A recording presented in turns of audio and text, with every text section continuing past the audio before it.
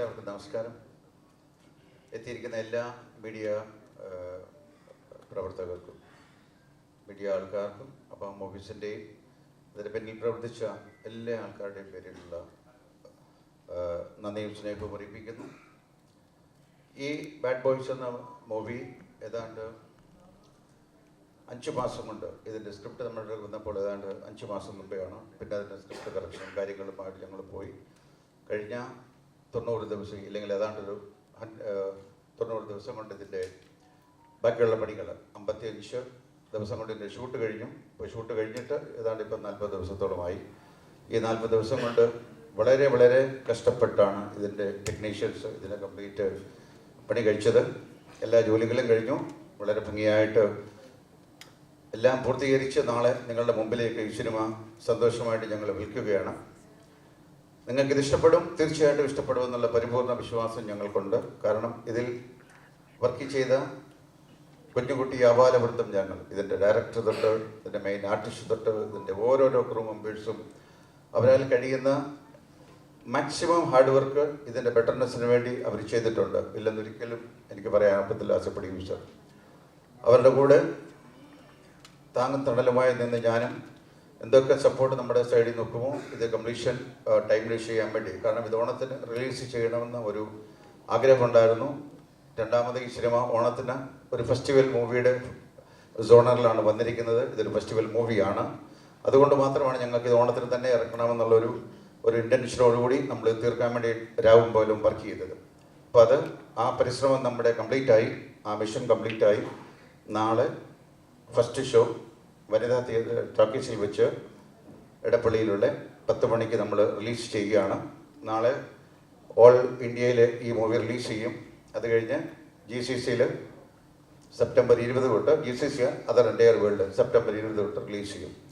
അപ്പോൾ as A producer എനിക്ക് നിങ്ങൾക്ക് തരാനുള്ള ഒരു വാഗ്ദാനം എന്ന് പറയുന്നത്, ഇതൊരു വലിയ സിനിമയല്ല, ഇതൊരു സാധാരണക്കാരൻ്റെ സിനിമയാണ്. ഈ സിനിമ കാണാൻ നിങ്ങൾ പോകുമ്പോൾ തീർച്ചയായിട്ടും നിങ്ങൾക്കിതിലൊരു നിരാശ ഉണ്ടാകത്തില്ല. കാരണം ഈ സിനിമ കണ്ട് നിങ്ങൾ ഇറങ്ങുമ്പോൾ നിങ്ങൾക്കിതൊരു സന്തോഷം, ഇല്ല ഒരു ഉത്തേജനം, ഇല്ല ഒരു ആനന്ദം പകർന്നു തരുന്ന സിനിമയായിരിക്കും. അതിന് യാതൊരു സംശയവുമില്ല. അതാണ് എനിക്ക് സിനിമയെക്കുറിച്ച് ഇത് പറയാനുള്ള ഒരു സന്ദേശം. ബാക്കി കാര്യങ്ങൾ ഇതിൻ്റെ മറ്റുള്ള അണിയറ പ്രവർത്തകർ നിങ്ങളോട് സംസാരിക്കും. താങ്ക് യു, നന്ദി, നമസ്കാരം.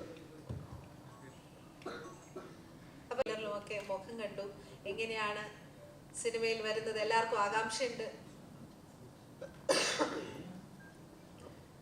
കലൈ സിംഗം ദുരൈരാജ് സിംഗം അവിടെയൊരു ക്യാരക്ടർ ചെയ്തിട്ടുണ്ട്.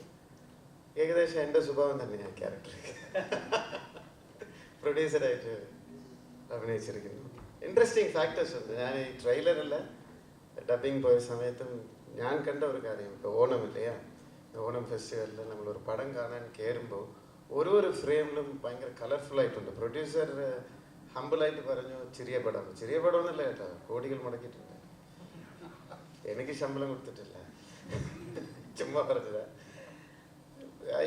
I really appreciate in Abaam movies. എനിക്ക് നിങ്ങൾ ആർട്ടിസ്റ്റ് ഒരു പടം എടുക്കുമ്പോൾ ഓരോരോ ഫ്രെയിമിലും அந்த റിച്ച്നെസ് കൊണ്ടുവരുമ്പോൾ that is called as a festival movie. വരുന്ന ഓഡിയൻസിക്ക് അത് ഭയങ്കര ഒരു ബഹളമായിരിക്കും, സന്തോഷമായിരിക്കും. ആൻഡ് അഫ്കോഴ്സ് റഹ്മാനിക്ക അവിടെ ഉണ്ട്. എടുത്തു പറയണമെങ്കിൽ ഞങ്ങളൊരു പടം ചെയ്തു കേട്ടോ, ഐ തിങ്ക് 16 വർഷം മുമ്പ്. ഇപ്പോൾ 16 വർഷം ശേഷം പിന്നെയും ഇപ്പോൾ ഒരു പടം ചെയ്യുന്നുണ്ട്. ഒരു മാറ്റമില്ല, അതേപോലെ ഉണ്ട്. എല്ലാവരും ചോദിക്കുകയാണ് എങ്ങനെ ഈ സീക്രറ്റ്. എനിക്ക് അദ്ദേഹം അന്ന് പറഞ്ഞു കൊടുത്ത ഒരു കാര്യമുണ്ട്. എല്ലാ ദിവസവും 3 കിലോമീറ്റർ ഓടുണ്ട്. എവിടെ വെച്ച്? ദുബായിൽ വെച്ചിട്ടാണ് പറഞ്ഞത്, ഓർമ്മയുണ്ടോ? അതുമാത്രമല്ല, ഞാൻ താമസിക്കുന്ന സ്ഥലത്ത് തന്നെ ഇദ്ദേഹം, അപ്പം ഞാൻ മമത ഒക്കെ ഉണ്ടായിരുന്നു, എല്ലാ ആർട്ടിസ്റ്റിനും വേണ്ടി ഒരു ജിമ്മൊക്കെ റെഡിയാക്കി കൊടുത്തു. സോ ഒരു ആർട്ടിസ്റ്റായിട്ട് പുറയില്ല ഇവരൊക്കെ ചെയ്യുന്ന ഡെഡിക്കേഷൻ, എക്സസൈസ്, ഡയറ്റിംഗ് ഒന്നും നിങ്ങളുടെ മീഡിയയിൽ പുറത്ത് പറയില്ല. പക്ഷെ പടത്തിൽ കാണുമ്പോൾ അതിൻ്റെ റിസൾട്ട് കാണും. He is looking so young and energetic. അത് ആക്ഷൻ സീക്വൻസ് ആവട്ടെ, റൊമാൻസ് ആവട്ടെ, ഡാൻസ് ആവട്ടെ, അതേ ഇക്ക തന്നെ ഏർപ്പെടും.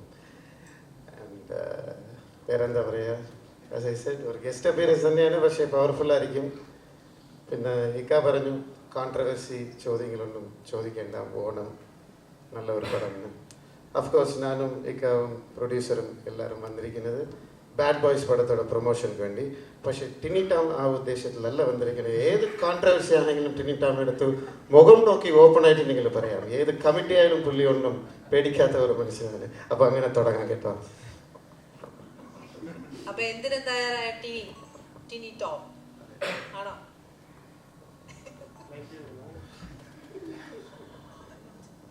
ഞാൻ മലയാളത്തിലെ എല്ലാ സൂപ്പർ സ്റ്റാർസിനോടൊപ്പം സ്ക്രീൻ ഷെയർ ചെയ്തിട്ടുള്ളതാണ്. പക്ഷേ ബാക്കിയുണ്ടായിരുന്ന റഹ്മാൻ സാറായിരുന്നു. സിനിമ കണ്ടു തുടങ്ങിയ കാലഘട്ടത്തിൽ മമ്മൂക്ക, ലാലേട്ടൻ, റഹ്മാൻ സാർ, അങ്ങനെ 3 പേരെയാണ് നമ്മൾ സ്ക്രീനിൽ കണ്ടിട്ട് ഇതിനോടൊരു പാഷൻ തോന്നുന്നത്. അന്ന് ഏറ്റവും കൂടുതൽ ഞാനൊക്കെ ടീനേജ് ആ ഒരു കാലഘട്ടത്തിൽ ഇങ്ങനെ ആകണം എന്നൊക്കെ ആഗ്രഹിച്ചിട്ടുള്ള ഒരാളാണ്. കുറച്ച് വൈകിയെങ്കിലും നല്ല സ്ക്രീൻ പ്രസൻസ് തന്നതിന് അബാം മൂവീസിന് പ്രത്യേക നന്ദി അർപ്പിക്കുന്നു. ഒമർ ലുലുവിനും അതുപോലെ തന്നെ. ഇത് ഞാൻ അബാമിൻ്റെ 3ാമത്തെ സിനിമയാണ്. ആദ്യത്തെ ഷീ ടാക്സി ആയിരുന്നു. അതിനുശേഷം പുത്തൻ പണം മമ്മൂക്കയുടെ പടത്തിലുണ്ടായിരുന്നു. പിന്നീട് വരുന്നത് ഇപ്പോൾ ഈ ബാഡ് ബോയ്സ് ആണ്. ബാഡ് ബോയ്സ് ടീം എന്ന് പറയുന്ന ഇവർ 4 പേരാണ്. ഞാനും ബാലയൊക്കെ ഗുഡ് ബോയ്സ് ആണ്. അപ്പോൾ കുറേ കാലമായിട്ട് നമ്മൾ പറയാറുണ്ട് ഒരു ബെൽറ്റ് ഉണ്ടാക്കണമെന്ന്. ഇതൊരു പുതിയ ബെൽറ്റായിരിക്കും, യാതൊരു സംശയവും വേണ്ട. മലയാള സിനിമയിൽ വരുന്ന ഏറ്റവും പുതിയ ബെൽറ്റായിരിക്കും. ബാലയുടെ നാവ് പൊന്നാവട്ടെ. കുറേ കാലമായി ഞങ്ങളൊരു ബെൽറ്റ് ഉണ്ടാക്കണമെന്ന് പറഞ്ഞാൽ അബാം ബെൽറ്റ് എന്ന് പറഞ്ഞ് ഒരു പുതിയ ബെൽറ്റ് വന്നിരിക്കും. എഴുതി വെച്ചോളൂ. നാളെ കേരളത്തിൻ്റെ ജനങ്ങൾ ഓണം ആഘോഷിക്കുന്നത് ബാഡ് ബോയ്സിലൂടെ ആയിരിക്കും. എല്ലാ സിനിമകളും നമ്മൾ സപ്പോർട്ട് ചെയ്യുന്ന എല്ലാ സിനിമകളും കാണണം. ഓരോ ദിവസം ഓരോ ചോയ്സ് ഉണ്ട്. പക്ഷേ ഞങ്ങൾക്ക് പ്രത്യേക സ്നേഹം ബാഡ് ബോയ്സിനോടുള്ളതുകൊണ്ട് ബാഡ് ബോയ്സിലൂടെ ഓണാഘോഷം തുടങ്ങാമെന്നാണ് ഞാൻ ആഗ്രഹിക്കുന്നത്, അപേക്ഷിക്കുന്നത്. All the best. Happy Onam. ഗോൾഡാണ്. ഒരുപാട് അറിഞ്ഞ മുഖങ്ങൾ, അറിയാത്ത മുഖങ്ങൾ, ഒരുപാട് മീഡിയ സുഹൃത്തുക്കളുണ്ട്. ഒരുപാട് നേരം വെയിറ്റ് ചെയ്തതിന് ഒരുപാട് സോറി. നമ്മളങ്ങനെ റഹ്മാനിക്കനെ നമ്മളിങ്ങനെ കാണണം എന്ന് ആഗ്രഹിച്ച് ഇരിക്കുന്ന ഒരു സംഭവമാണ് അത് ഒമർക്ക് നല്ല രീതിയിൽ കളർഫുള്ളായിട്ട് ചെയ്തിട്ടുണ്ട്. അപ്പോൾ ഒരുപാട് സന്തോഷം റഹ്മാനിക്കൻ അങ്ങനെ കളർഫുള്ളായിട്ട് കാണാൻ. അപ്പോൾ അത് അബാ മൂവീസ് നല്ല രീതിയിൽ അത് പ്രൊഡ്യൂസ് ചെയ്തിട്ടുണ്ട്. സോ അത് ഓണത്തിന് വരുന്നു. ഓണത്തിൽ വരുന്ന എല്ലാ സിനിമകളുടെ കൂടെ നമ്മുടെ എല്ലാ സിനിമകളും നല്ല രീതിയിൽ വിജയിപ്പിക്കാൻ ഞാൻ എല്ലായിടത്തും പറയുന്നു. അല്ല, എനിക്കും എൻ്റെ പരിപാടിയെ പറ്റി ഉപരിയായിട്ട് സിനിമയിൽ നല്ല രീതിയിൽ ചിരിക്കാനും നല്ല ഡാൻസും നല്ല പാട്ടും നല്ല ഫൈറ്റും ഒക്കെ ഉള്ളൊരു എല്ലാം കൂടി ചേരുവ അല്ലെങ്കിൽ ഒരു നല്ലൊരു മസാല ഫിലിമാണ് ബാഡ് ബോയ്സ് എന്ന് പറയാനുള്ളൂ. അതിൽ നിങ്ങൾ ബാക്കി പെർഫോമൻസിൻ്റെ കാര്യമൊക്കെ ഈച്ച് ആൻഡ് എവരി വണ്ണിൻ്റെ പെർഫോമൻസ് നിങ്ങൾ കണ്ടിട്ട് തീരുമാനിക്കുക. സിനിമ വലുതും ചെറുതൊക്കെ ആവുന്നത് തിയേറ്ററുകളാണ്. അങ്ങനെ തന്നെ ആവട്ടെ. എല്ലാവർക്കും നമസ്കാരം. കുറേ കുട്ടിക്കാലത്ത് കണ്ട ഒരുപാട് താരങ്ങളോടൊപ്പം ഒറ്റ സിനിമയിൽ തന്നെ ഒരുപാട് താരങ്ങളോടൊപ്പം അഭിനയിക്കാൻ പറ്റിയെന്നുള്ളതാണ്. ബാബു ആന്റണി ചേട്ടൻ, റഹ്മാനിക്ക, ശങ്കർ സാറ്, ഭീമൻ രഘു, അങ്ങനെ ഒരുപാട് ആർട്ടിസ്റ്റുകളോടൊപ്പം അഭിനയിക്കാൻ പറ്റി. അതുപോലെ അങ്ങനെ നമ്മുടെ ഡയറക്ടർ വന്നിട്ടുണ്ട്.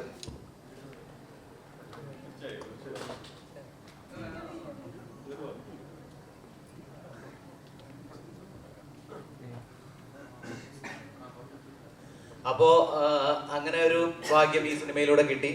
പിന്നെ കുറേ നാളുകൾക്ക് ശേഷം എനിക്കൊരു ത്രൂ ഔട്ട് കോമഡി ക്യാരക്ടറാണ്. അപ്പോൾ എനിക്ക് തോന്നുന്നത് നിങ്ങൾക്കൊക്കെ ഇഷ്ടപ്പെടും എന്നാണ് ഞാൻ വിചാരിക്കുന്നത്. ഞാൻ മാത്രമല്ല, റഹ്മാനിക്ക നമ്മൾ പണ്ട് കണ്ട പോലത്തെ അങ്ങനത്തെ ഒരു കോളേജ് കുമാരൻ അങ്ങനത്തെ ഒരു ഇതൊന്നുമല്ല. പുള്ളിയും കോമഡിയാണ് ചെയ്തിരിക്കുന്നത്. അപ്പോൾ അദ്ദേഹത്തിനോടൊപ്പം ത്രൂ ഔട്ട് ഒരു കോമഡി ക്യാരക്ടർ ചെയ്യാൻ പറ്റി. അങ്ങനെ ഒരുപാട് ഘടകങ്ങൾ ഈ സിനിമയ്ക്കകത്തുണ്ട്. നിങ്ങൾ എന്തായാലും നിങ്ങൾക്ക് ഓണത്തിന് കാണാൻ പറ്റിയ, ഫാമിലി ആയിട്ട് പോയി കാണാൻ പറ്റിയ ഒരു അടിപൊളി സിനിമയായിരിക്കും ഇത്. ബാക്കി നിങ്ങൾ കണ്ടിട്ട് നിങ്ങളുടെ അഭിപ്രായങ്ങൾ അറിയിക്കുക. Thank you.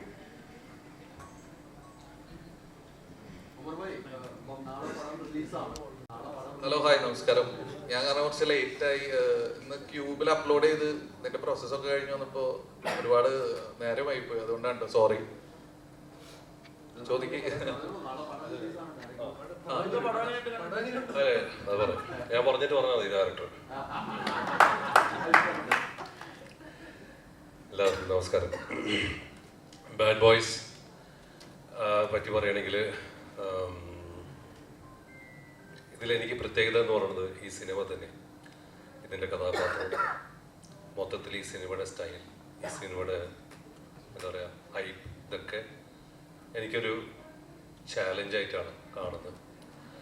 നിങ്ങൾക്കാർക്കും ആയിരിക്കില്ല ഇത്, നിങ്ങൾക്ക് ചിലപ്പം ഒരു പക്ഷേ സാധാരണ ഒരു ഹ്യൂമർ ഫിലിം, കോമഡി ഫിലിം ആയിട്ട് കാണുമായിരിക്കും. പക്ഷേ എനിക്കിതൊരു വലിയ ചേഞ്ച്. കാരണം ഞാൻ ഇത്രയും വർഷങ്ങൾ, കഴിഞ്ഞ ഒരു 10 വർഷങ്ങളായിട്ട് ചെയ്തുകൊണ്ടിരുന്ന കഥാപാത്രങ്ങൾക്ക് നേരെ ഓപ്പോസിറ്റ് ആയിട്ടുള്ളൊരു ക്യാരക്ടറാണ് ഞാൻ ചെയ്യുന്നത്.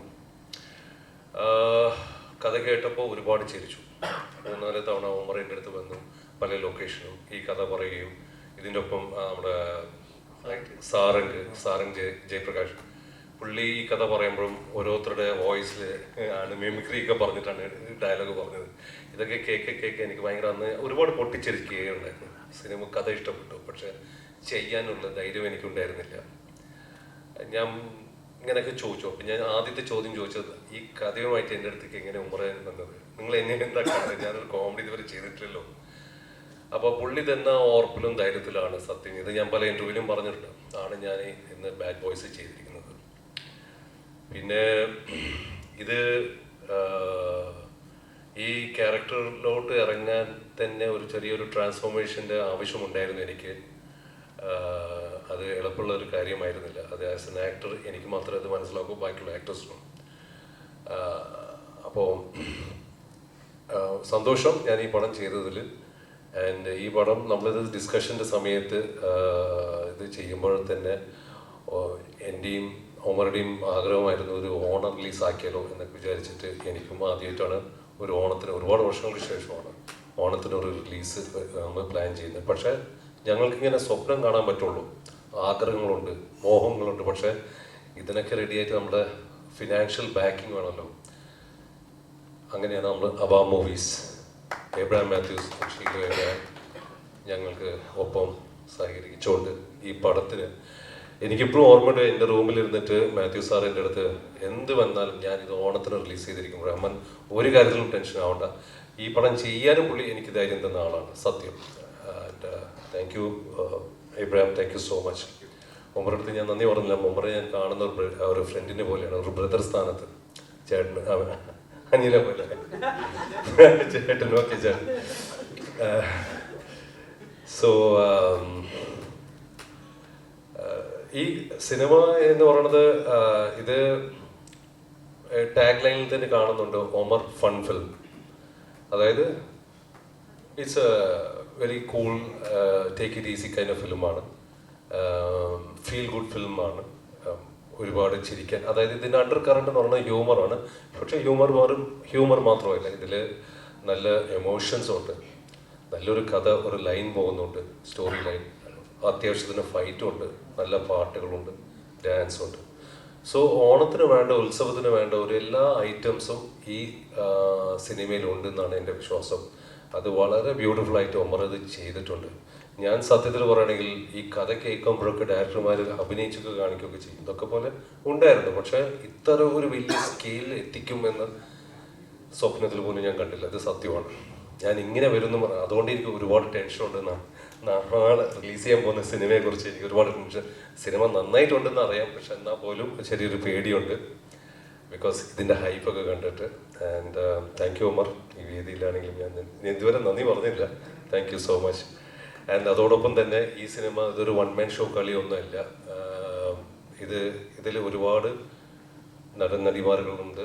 ആൻഡ് എല്ലാവരും ഇതിൽ ഹീറോ തന്നെയാണ്, എല്ലാവരും ബാഡ് ബോയ്സ് ആണ്. ഇതിൽ പറയുന്ന പോലെ എല്ലാവർക്കും ഒരു ഗ്രേ ഷെയ്ഡുണ്ട് ഈ ക്യാരക്ടേഴ്സൊക്കെ. ആൻഡ് എനിക്ക് ഇവരോടൊക്കെ ഒപ്പം വർക്ക് ചെയ്യാൻ ഒരു എന്താ പറയുക സ്പേസ് കിട്ടിയത് ഞാൻ ഒരുപാട് ദൈവത്തിനോട് നന്ദി പറയുന്നു. ആൻഡ് ഇവിടെ എല്ലാവരും ഇവരൊക്കെ ഉണ്ട് സിനിമയിൽ. Thank you Bibin, thank you Paul, thank you Tini, thank you Bala, thank you Senthil, thank you Sheelu, thank you for. ആണോ? സോ അതൊക്കെ തന്നെയാണ്. ആൻഡ് ഇനി ഡയറക്ടർ സാറിന്റെ ഞാൻ ഈ കഥ പറഞ്ഞ് അപ്പൊ സാറിങ്ങനെ ചിരിച്ചു. എന്നിട്ട് സാറ് ചോദിച്ചു എന്നെ കൊണ്ട് ഇത് പറ്റുമെന്ന് ചോദിച്ചു. അപ്പൊ ഞാൻ പറഞ്ഞു സാറിന് പറ്റും, കാരണം എനിക്ക് ആ ഒരു വിഷയം കിട്ടുന്നുണ്ട്. പിന്നെ ഞാൻ മനസ്സിലാക്കിയ ഒരു സംഭവം എന്താ വെച്ചാല്, ഇപ്പൊ ഞാൻ ഇതിനു മുന്നേ ചെയ്തത് കോമഡി അല്ലെങ്കിൽ യൂത്ത് ഓറിയന്റഡ് ആയിട്ടുള്ള ഫിലിമാണ്. അപ്പൊ പിന്നെ നമ്മൾ ഒരു പടം 2 പടം ചെയ്ത് കഴിഞ്ഞ് ഇവിടെ നമ്മൾ സ്റ്റാമ്പ് ചെയ്ത് തരും, ഇയാൾക്ക് ഇത് മാത്രമേ പറ്റുള്ളൂ എന്ന് പറഞ്ഞിട്ട്. അങ്ങനെ നമ്മളിലേക്ക് തന്നെ ഓട്ടോമാറ്റിക്കലി ഇത് ആറിനെ ഇൻജെക്ട് ചെയ്ത് ഇവിടെ കേട്ടിട്ടുണ്ട്. ഇവിടുത്തെ മീഡിയാസ് ആണെങ്കിലും അല്ലെങ്കിൽ എന്താണ് ഇതിന് പിന്നിൽ എന്നുള്ളത് മനസ്സിലാവണല്ലോ. ഇപ്പൊ സാറ് ഇത് ചെയ്തു കഴിഞ്ഞപ്പോഴാണ് സാറിന് തന്നെ അപ്പോ ഇത് ശരിക്കും പർപ്പസ്ഫുള്ളി ചെയ്യുന്നതാണോ അല്ലെങ്കിൽ ഇതിന്റെ പിന്നില് എന്താണ് എന്ന് മനസ്സിലാവുള്ളൂ. ഒരാൾക്ക് ഇന്നത് മാത്രമേ പറ്റുള്ളൂ എന്ന് പറഞ്ഞ സ്റ്റാമ്പ് അടിക്കുന്ന ഒരു പ്രവണത മലയാളികൾക്ക് ഇടയിൽ ഭയങ്കരമായിട്ട് കൂടി വരും ഇതുണ്ട്. എനിക്ക് അങ്ങനെ ഫീൽ ചെയ്തിട്ടുണ്ട്. അപ്പൊ എൻ്റെ ഒരു ശ്രമമാണ്, എന്നെ സ്റ്റാമ്പ് ചെയ്തെന്ന് പൊളിച്ച് മാറ്റാനുള്ള എൻ്റെ ഒരു ശ്രമമാണ് ഈ സിനിമ. അതിന് എൻ്റെ കൂടെ നിന്ന് Rahman sir, producer Abraham sir, Sheelu, എല്ലാവരും നിങ്ങൾ എൻ്റെ കൂടെ നിൽക്കണമെന്ന് ഞാൻ എന്താ പറയാ അത്രയും ഇതിലാണ് പറയണത്. പിന്നെ എങ്ങനെ വന്നാലും ബോറടിക്കൂല, പക്ക ഒരു എന്റർടൈനർ ആയിട്ടാണ് ഞങ്ങൾ ഒരുക്കാൻ ശ്രമിച്ചിട്ടുള്ളത്. ഹ്യൂമറും പാട്ടും ഡാൻസും ഒക്കെ ആയിട്ട് പക്ക ഒരു ഓളം, തമിഴ് തെലുങ്ക് പടങ്ങളുടെ ഒക്കെ ഒരു ഫ്ലേവറും എല്ലാം കൂടിയിട്ട് മിക്സ് ചെയ്തിട്ട് ഓണത്തിന് ഒരു അത്തപ്പൂക്കളം പോലെ കളർഫുൾ ആയിട്ടുള്ള ഒരു പരിപാടിയാണ് ഇതിലും ഞങ്ങൾ ഒരുക്കിയിട്ടുള്ളത്. നിങ്ങൾക്ക് ഇഷ്ടപ്പെടുന്ന തന്നെയാണ് എൻ്റെ വിശ്വാസം, അല്ലേ വിപിനെ? അപ്പോ ഞാൻ സാറിന് കൊടുക്കാം.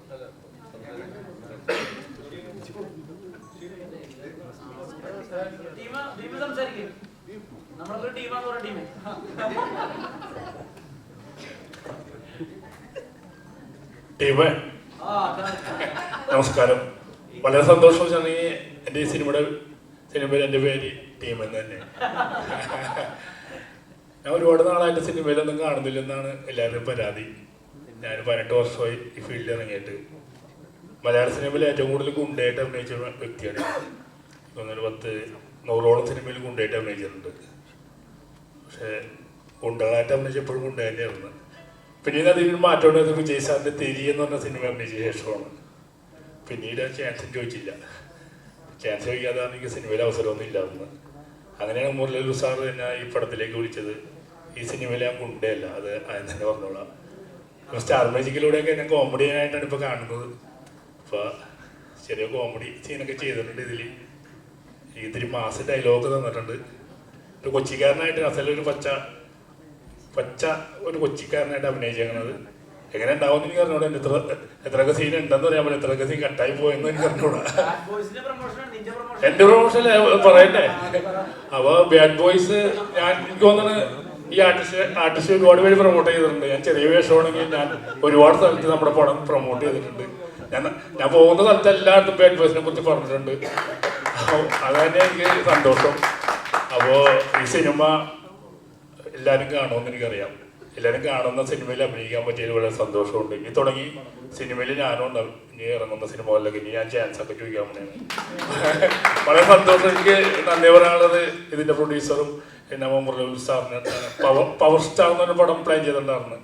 ആ സിനിമയിൽ എനിക്ക് അത്യാവശ്യം നല്ലൊരു വേഷം പറഞ്ഞു. ആ പടം ഇനി നടന്നില്ല, ഇനി നടക്കുമെന്ന് എനിക്ക് തോന്നുന്നു. അപ്പോൾ വളരെ സന്തോഷം. എനിക്കും നാളെ സിനിമ കാണാൻ വേണ്ടി ത്രില്ലടിച്ചിരിക്കണേയാണ്. അപ്പം എല്ലാവരും സിനിമ കാണാൻ വരുമെന്ന് എനിക്കറിയാം. ഞാനും ഇനിയും പ്രൊമോഷൻ ചെയ്യും സിനിമ. അപ്പോൾ കൂടെ ഉണ്ടാവും. Thank you.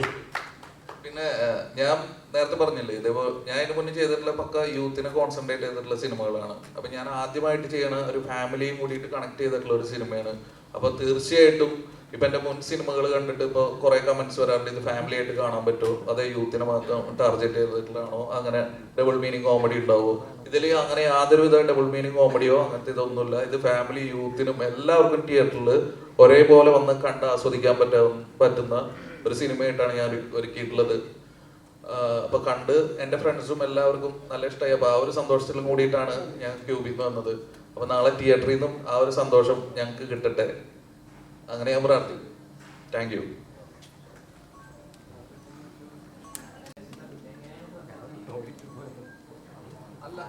ഞാൻ ആക്ച്വലി റഹ്മാൻ സാറിൻ്റെ അടുത്ത് ഇത് പോവാൻ കാരണം, ഞാൻ എൻ്റെ ചെറുപ്പത്തിൽ ആഘോഷിച്ച് നടന്ന ഒരുപാട് പാട്ടുകളും അല്ലെങ്കിൽ ഒരുപാട് സിനിമകളും റഹ്മാൻ സാറിൻ്റെ. അപ്പോൾ ഈ റഹ്മാൻ സാറിനെ വെച്ചിട്ട് ഞാൻ ഇതിന്റെ വിഷ്വൽ ആലോചിച്ചപ്പോൾ തന്നെ എനിക്കറിയായിരുന്നു ഇത് കളറാവും എന്നുള്ളത്. അതായിരുന്നു എൻ്റെ കോൺഫിഡൻസും. അതുകൊണ്ട് തന്നെയാണ് റഹ്മാൻ സാറിലേക്ക് പോയത്. പ്രസന്റിങ് എവർഗ്രീൻ സ്റ്റാർ എന്ന് പറയുന്ന ടൈറ്റിൽ കൊടുക്കുമ്പോൾ തന്നെ അതൊരു വെയിറ്റ് ഒരു പ്രഷർ പോലെയാണ്. അപ്പോൾ ഈ ഒരു ഗ്യാപ്പിന് ശേഷം ചെയ്യുന്നത് മലയാള ചിത്രത്തിൽ ഇങ്ങനെ ചിന്തിച്ചിരുന്നോ, ഞാൻ ഈ കഥാപാത്രം ചെയ്യുമ്പോൾ പ്രേക്ഷകർ എങ്ങനെയായിരിക്കും ജഡ്ജ് ചെയ്യുക, ഇങ്ങനെ തോട്ടത്തിൽ പോയിട്ടുണ്ടായിരുന്നു? ഉണ്ട്. പിന്നെ ഞാൻ പറഞ്ഞത് ഇത് എനിക്ക് ടോട്ടലി ഒരു ചാലഞ്ചിങ് ആണ്. ആസ് എൻ ആക്ടർ നമ്മൾ ഡിഫറെൻറ്റ് കഥാപാത്രങ്ങൾ ചെയ്യണം എന്നാണ് ഞങ്ങൾക്ക് എല്ലാവർക്കും ആഗ്രഹം. അപ്പോൾ ഞാൻ പറഞ്ഞത് ഇത് എളുപ്പം പണിയല്ല. നിങ്ങൾക്ക് സിനിമ കാണുമ്പം ആ സ്ട്രെയിൻ തോന്നൂലായിരിക്കാം. എനിക്ക് എന്നെ സംബന്ധിച്ച് അത് വലിയൊരു സ്ട്രെയിൻ തന്നെയാണ്. കാരണം ഇതുവരെ നമ്മളൊരു പാറ്റേൺ ഓഫ് ക്യാരക്ടേഴ്സ് ചെയ്തിട്ട് പെട്ടെന്ന് ഓപ്പോസിറ്റായിട്ട് ചെയ്യുമ്പോൾ ഉണ്ടാകുന്നുള്ള ശ്രമങ്ങളുണ്ട്. അപ്പം അതും ഓവർ ആവാൻ പാടില്ല. നമ്മളിതൊരു ഹ്യൂമർ ചെയ്യുന്നത് അത്ര എളുപ്പമുള്ള കാര്യമല്ല, എനിക്കറിയാം. കാരണം അത് ഞാൻ ചെയ്യുമ്പോഴേ ഞാൻ അറിയുന്നത്. കാരണം ഹ്യൂമറിന് ഒരുപാട് ടൈമിങ്ങും നമ്മളതിൻ്റെ സ്പോണ്ടാനിറ്റി ഇതൊക്കെ വേണം. ഇനി ടോമൊക്കെ ചെയ്യുന്ന പോലെ ഒന്നും എനിക്ക് കളിക്കാൻ പറ്റില്ല. എൻ്റെ ഇതല്ല, എൻ്റെ റൂട്ടല്ല. അല്ല, അവരൊക്കെ അത്രയും എക്സ്പീരിയൻസ്ഡ് ആണ്. സോ ഞാൻ ഫേഷ്യൽ മാത്രമല്ല, ബോഡി ലാംഗ്വേജ് വരെ, അതിൻ്റെ സ്റ്റൈൽ, അതിൻ്റെ വാക്കിംഗ് ഒക്കെ ഉള്ളിൽ ഞാൻ മാറ്റിയെടുക്കേണ്ടി വന്നു. കാരണം ഇതുവരെ നമ്മൾ മസിൽ പിടിച്ചിട്ടൊക്കെയുള്ള ഒരു അഭിനയമായിരുന്നു. ഇപ്പം കുറച്ച് അഴിഞ്ഞാടിയിട്ടൊക്കെ വേണം ഇത് ചെയ്യാൻ. അപ്പോൾ ആ ഒരു ട്രാൻസ്ഫോർമേഷൻ എന്താ പറയുക, കുറച്ച് ടൈം എടുത്തു എനിക്ക് ചെയ്യാൻ. പക്ഷെ ഓഫ്കോഴ്സ് ഇതുപോലെ ഇദ്ദേഹത്തെ പോലെ ഒരു ഡയറക്ടർ ഉണ്ടാകുമ്പോൾ എനിക്ക് മാത്രമല്ല, ഞങ്ങൾക്ക് സെറ്റിൽ തന്നെ എല്ലാവർക്കും അവരുടേതായിട്ടുള്ള ഫ്രീഡം, സ്പേസ് കൊടുത്തു. എന്ത് സജഷനും പറഞ്ഞാലും പുള്ളിക്ക് ഇഷ്ടപ്പെട്ട, പുള്ളി അത് ഭയങ്കര രസിച്ചിട്ട് അങ്ങനെയുണ്ട്. പിന്നെ ഇഷ്ടപ്പെട്ടിൽ തന്നെ ആദ്യം ഓക്കെ പറഞ്ഞ് പിന്നെ പറഞ്ഞ് മാറ്റി പഴയതുപോലെയൊക്കെ കൊണ്ടുവരും. അപ്പൊ നമ്മുടെ സജഷനൊക്കെ തൂക്കി അവിടെ ഒരു കുഴിയുണ്ട്. ഇപ്പൊ അവിടെ പോയി കഴിഞ്ഞാൽ ഒരുപാട് പേര്, അത് ബിബിന്റെയും പിഷാരുടെയാണ് ഏറ്റവും അധികം കുഴിയില് ഏറ്റവും അധികം ഉണ്ടാവും. അവിടെ എളുപ്പമുണ്ട്. സെക്കൻഡ് പാർട്ടിൽ ചിലപ്പോൾ നമ്മൾ ഉപയോഗിക്കാതിരിക്കാം.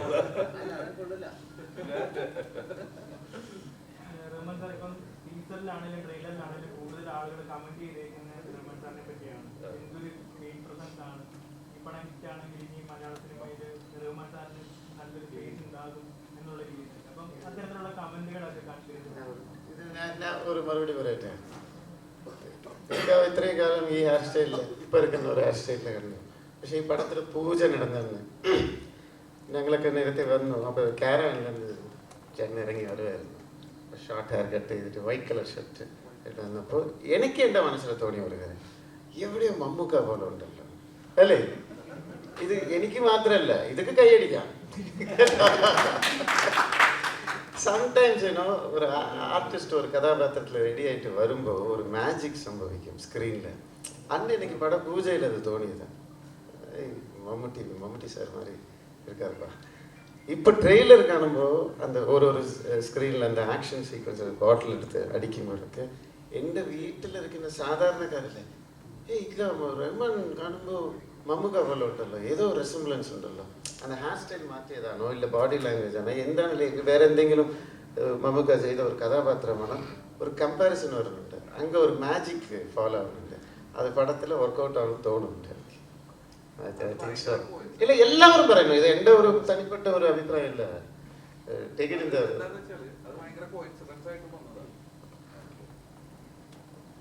ഞാൻ നേരത്തെ പറഞ്ഞതുപോലെ അവിടെ ഞാനൊരു സത്യം പറയുകയാണെങ്കിൽ അതൊന്നും ഞാൻ കണ്ടില്ല. മമ്മൂക്കയുടെ ഫോട്ടോസോ ഇല്ല വേറെ ആരും അഭിനയിക്കുന്നു ഞാനിത് കണ്ടിട്ടില്ല. ഞാൻ ആക്ച്വലി കാണാണ്ടിരുന്നത് തന്നെ ഈവൻ സിനിമകൾ പോലും ഞാൻ കണ്ടില്ല. കാരണം ഇൻസ്പയർ ആവാണ്ടിരിക്കാൻ വേണ്ടി ചിലപ്പോൾ നമുക്ക് ഇൻസ്പയർ ആയി കഴിഞ്ഞാൽ നമ്മൾ അറിയാണ്ട് അവരെ പോലെ അഭിനയിക്കാൻ തുടങ്ങും, അവരെ പോലെ നടക്കാൻ തുടങ്ങും. സോ കുറച്ച് നാളത്തേക്ക് ഞാൻ അതൊന്നും ചെയ്യാണ്ട് തന്നെ. പക്ഷേ ഈ പടത്തിന് ഈ കഥയ്ക്ക് ഈ ക്യാരക്ടർ ആൻഡപ്പൻ എന്നുള്ളൊരു ക്യാരക്ടറാണ് ഞാൻ ചെയ്യുന്നത്. ഒരു ആൻഡപ്പൻ്റെ ക്യാരക്ടറിലേക്ക് എന്തെങ്കിലും ഒരു ഡിഫറൻസ് ചെയ്യണം എന്ന് വിചാരിച്ചു കൊണ്ടിരിക്കുന്ന സമയത്താണ് എൻ്റെ പേരക്കുട്ടി മൈ ഗ്രാൻഡ് സൺ അവൻ്റെ മുടി കട്ട് ചെയ്യാൻ വേണ്ടി ഞാൻ അവനൊരു ബാബർ സലൂൺ കൊണ്ടുവരുന്നു. അപ്പോൾ അവിടെ വെച്ചിട്ട് അവൻ ഇരിക്കുന്നില്ല. അപ്പം ബാബർ ഒരുപാട് കഷ്ടപ്പെട്ടു അവന് മുടി മുറിക്കാൻ. അപ്പോൾ ശരിയായില്ല, അവിടെ എവിടെയൊക്കെ ബിറ്റായിട്ട് വന്നു. പക്ഷെ ആ സ്റ്റൈൽ എനിക്ക് ഇഷ്ടപ്പെട്ടു. എന്നിട്ട് 2 ദിവസം കഴിഞ്ഞിട്ട് ഈ ക്യാരക്ടറിന് ആ സ്റ്റൈൽ ചെയ്താൽ നന്നായിരിക്കും എന്ന് വിചാരിച്ചിട്ടാണ് ഞാൻ ആ ക്യാരക്ടർ അതേ ബാബർ കൊണ്ട് എൻ്റെ മുടി കട്ട് ചെയ്യിപ്പിച്ചത്. പിന്നെ കട്ട് ചെയ്ത് താടി വളർത്തി ശകലം വെയിറ്റൊക്കെ കൊടുത്ത് ലൂസ് ബോഡിക്ക് ആക്കിയിട്ട്. കാരണം ഇത് പറയുന്ന പോലെ ഒരു ദാദാ ഫീൽ കൊടുക്കണം. എന്നാൽ ഇവനൊരു ദാദയല്ല. അതെ,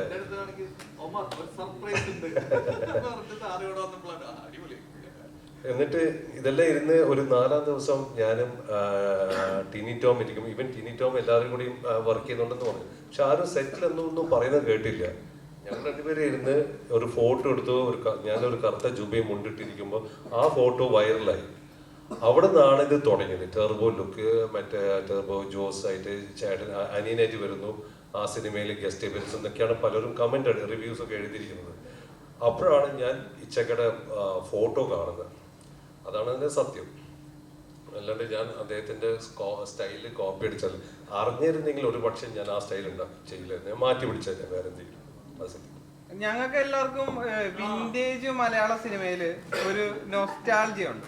റഹ്മാൻ എന്നൊരു ആക്ടർ എന്താ അയാൾ ചെയ്തു വെച്ച സിനിമകൾ ഞങ്ങൾ പല ആവർത്തി കാണാൻ നേരത്ത് ഇത് ആ സ്റ്റൈലും ആ ഡാൻസും കാര്യങ്ങളൊക്കെ ഞങ്ങൾക്കൊരു നൊസ്റ്റ് ഓർമ്മയായിട്ട് നിൽക്കുന്നുണ്ട്. പക്ഷെ നേരെ തിരിച്ച് റഹ്മാൻ എന്ന് പറഞ്ഞ ആക്ടർ ചിന്തിക്കാൻ നേരത്ത് ഏതൊരു ആക്ടറും മനസ്സിൽ തോന്നുന്നൊരു ചിന്തയുണ്ടല്ലോ, ഞാൻ ചെയ്തു വെച്ചൊരു സ്പേസ് മലയാള സിനിമയിൽ കിടപ്പുണ്ട് എന്ന് പറഞ്ഞ ഒരു സംഗതി.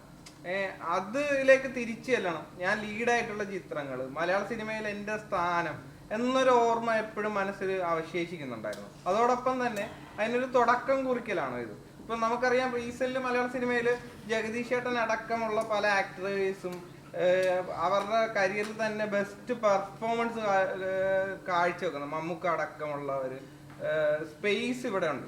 ഇവിടെ മലയാള സിനിമ മാറി എന്ന് പറയാൻ നേരത്ത് പ്രേക്ഷകർ അതിനോടൊപ്പം സഞ്ചരിക്കും.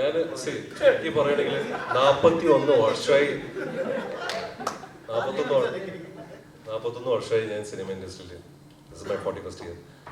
ഞാൻ ഒരിക്കലും അങ്ങനെ ചിന്തിച്ചിരുന്നെങ്കിൽ ഒരുപക്ഷെ ഞാൻ വേറെ ഏതെങ്കിലും ഒരു സ്ഥാനത്ത് നിൽക്കുകയാണ്. എൻ്റെ മനസ്സിൽ അങ്ങനെ ഇല്ല. ഞാൻ ആർക്കും കോമ്പറ്റീഷനായിട്ട് പോകുന്നില്ല. ഞാൻ എപ്പോഴും സിനിമകൾ ചെയ്യണം, നല്ല നല്ല സാധനങ്ങൾ സൃഷ്ടിക്കണം, ചെയ്യണം എന്ന് മാത്രമേ ഉള്ളൂ. അല്ലാണ്ട് എനിക്ക് ഈ പൊസിഷനോ സ്ഥാനമോ ഒന്നും ഞാൻ ചിന്തിക്കുന്നില്ല. അതിനെക്കുറിച്ച് ഞാൻ ചിന്തിച്ചിട്ടുമില്ല. അങ്ങനെ എനിക്കൊരു സ്പേസ് നഷ്ടപ്പെട്ടു പോയി ഇവിടുന്ന് അതൊന്നുമില്ല. ഞാൻ ചിന്തിക്കാറില്ല. അങ്ങനെയാണെങ്കിൽ ഞാൻ പല വേറെ ഇതൊക്കെ ചെയ്തതിന് അത് നിങ്ങൾക്ക് മീഡിയക്കും അറിയാമായിരുന്നു. പക്ഷെ ഞാൻ ചെയ്യുന്നില്ല. അങ്ങനെയൊന്നും ഞാൻ ചിന്തിച്ചിട്ട് പോലും ഇല്ല. ഞാൻ ഒരിക്കലും ആർക്കും ഒരു പ്രശ്നമാവാൻ പോകുന്നില്ല, ആവുമില്ല. ഞാൻ കോമ്പറ്റീഷനില്ല. ഞാൻ എൻ്റെ പണി, എൻ്റെ സിനിമ അങ്ങനെ ചെയ്തു പോകും. നല്ല സിനിമകൾ ചെയ്യുക എന്ന് മാത്രമാണ് എൻ്റെ ആവശ്യം.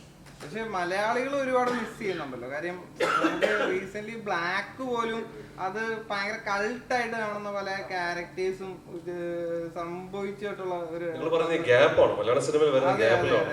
ഞാൻ പറഞ്ഞില്ല, ഞാൻ തമിഴിലും തെലുങ്കിലും ഒക്കെ ചെയ്തുകൊണ്ടിരിക്കുകയാണ്. അപ്പോൾ അവിടെ ചെയ്യുന്ന സിനിമകളൊക്കെ ഒരുപാട് ഡേറ്റ്സ് അങ്ങനെ പോകുന്നതാണ്. ഒരു വർഷത്തിൽ അങ്ങനെ കുറച്ച് ബിസിയാണ്. ഇടയ്ക്ക് ഞാൻ വന്നൊരു മലയാള സിനിമ ചെയ്യും, അങ്ങനെ മാത്രമേ ഉള്ളൂ. അല്ലാണ്ട് എനിക്ക് തുടർച്ചയായിട്ട് ചെയ്യണമെന്ന് ഞാൻ അപ്പം ആഗ്രഹിച്ചിരുന്നു. ഇപ്പോൾ ഒരു പക്ഷേ ഇവിടെ നിങ്ങളൊക്കെ സ്വീകരിക്കുകയാണെങ്കിൽ ഞാൻ തീർച്ചയായിട്ടും ചെയ്യാം.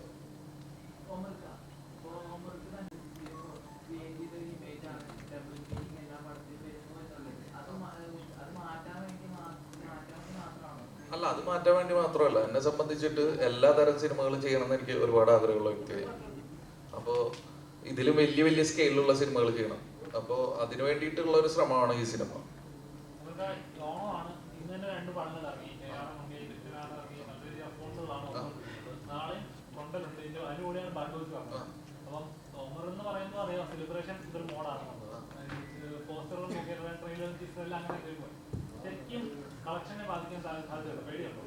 ഇല്ല, എന്റെ ആദ്യ ചിത്രം ഇറങ്ങിയ ഹാപ്പി വെഡിങ്, അതിന്റെ കൂടെ ഇറങ്ങിയ പടങ്ങള് കമ്മട്ടിപ്പാടം, ആടുപുലിയാട്ടം, യോദ്ധാവ്, അങ്ങനെ ഒരുപാട് പടങ്ങളുടെ കൂടെ ആദ്യ സിനിമ ഇറക്കിയ വ്യക്തിയാണ് ഞാൻ. എന്നിട്ട് ഇതിന്റെ ഒക്കെ ഇടയിൽ ഹാപ്പി വെഡിങ് ഹിറ്റായിട്ട് 100 ദിവസം കയറി. അപ്പൊ പിന്നെ ഇപ്പൊ അങ്ങനെ പേടിക്കേണ്ട കാര്യമില്ല. നല്ല സിനിമയാണെങ്കിൽ ആളുകൾക്ക് ഇഷ്ടപ്പെടുകയാണെങ്കിൽ തീർച്ചയായിട്ടും വിജയിക്കും. അതിന് നല്ല രീതിയിൽ ഞങ്ങൾ പബ്ലിസിറ്റി പരിപാടിയൊക്കെ കൊടുക്കണം എന്ന് മാത്രം. മാർക്കറ്റിംഗ് ഒന്ന് അടിപൊളിയാക്കിയാൽ മതി.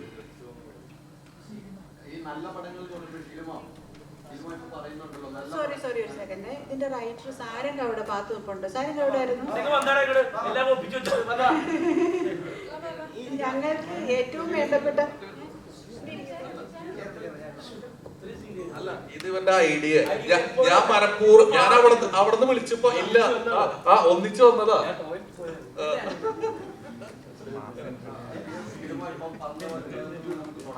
എന്താണ്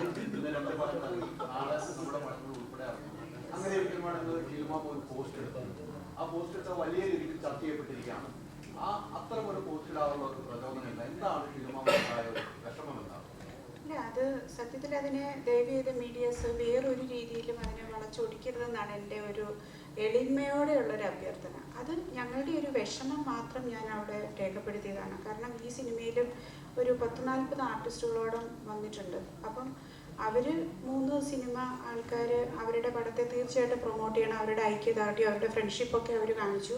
അതിലൊരു തെറ്റുമില്ല, അതിനെ ഞാൻ സപ്പോർട്ട് ചെയ്യുന്നു. പക്ഷേ അതിനോടൊപ്പം ഞങ്ങളുടെ ഈ പടവും അവർ ചെറുതായിട്ടൊന്ന് മെൻഷൻ ചെയ്ത് ഞങ്ങളുടെ പേരെടുത്ത് പറഞ്ഞില്ലെങ്കിലും ഓണത്തിന് ഇറങ്ങുന്ന മറ്റു പടങ്ങൾക്കും ഒരാശംസ പറയുമെന്ന് എന്നെപ്പോലെ തന്നെ എൻ്റെ പടത്തിൽ അഭിനയിച്ച എല്ലാവരും ഒന്ന് ആഗ്രഹിച്ചു പോയായിരുന്നു. അതിൻ്റെ ഒരു വിഷമം എല്ലാവരും രേഖപ്പെടുത്തുകയും ചെയ്തു. അപ്പോൾ അത് എല്ലാവരുടെയും പ്രതിനിധിയായിട്ട് നിന്നിട്ട് ഞാനത് അറിയിച്ചു എന്നേ ഉള്ളൂ. അതിനെപ്പറ്റി ഇനിയൊരു ഡിസ്കഷൻ ഇവിടെ ആവശ്യമില്ല. അത് അവിടെ തീർന്നു. അതിനെപ്പറ്റി വേറൊരു രീതിയിലും വളച്ചൊടിക്കരുത് എന്നാണ് എൻ്റെ ഒരു വലിയ അഭ്യർത്ഥന. അതിനെ ഞാൻ ഇട്ട പോസ്റ്റിൽ എന്താണെന്നുള്ളത് വളരെ വ്യക്തമായിട്ട് എഴുതിയിട്ടുണ്ട്. അതിനപ്പുറത്തേക്ക് ദയവ് ചെയ്ത് ആരും ചിന്തിക്കേണ്ട.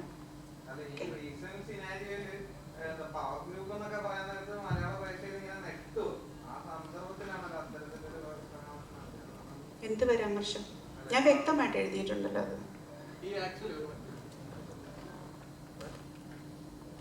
അല്ല, ആക്ച്വലി അത് ഉദ്ദേശിച്ചത് എന്താ വെച്ചാല്, ഇപ്പൊ ഈ ഇറങ്ങുന്ന ഓണത്തിന് ഇറങ്ങുന്ന 6 സിനിമയുണ്ട്.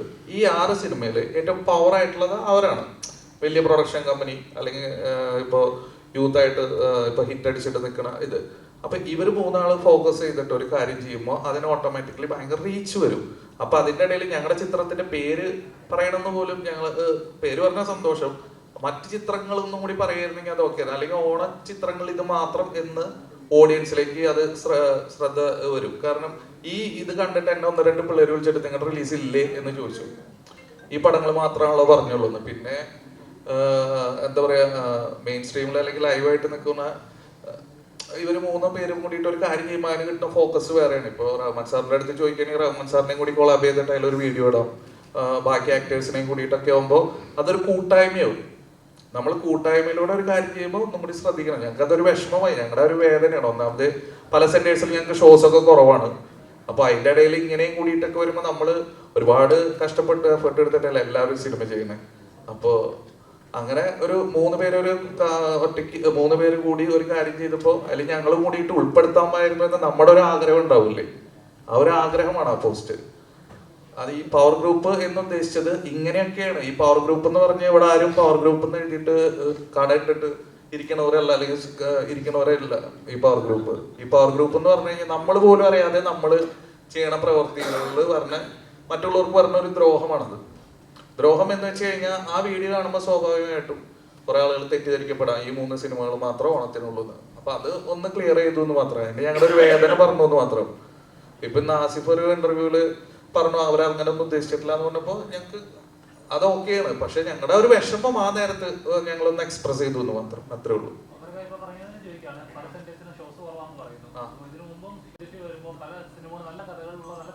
അത് തീർച്ചയായിട്ടും അത് കുഞ്ഞു പടങ്ങളെ സപ്പോർട്ട് ചെയ്യണമെങ്കിൽ അവർക്കും കിട്ടൊരു നല്ല കാര്യമാണല്ലോ അത്.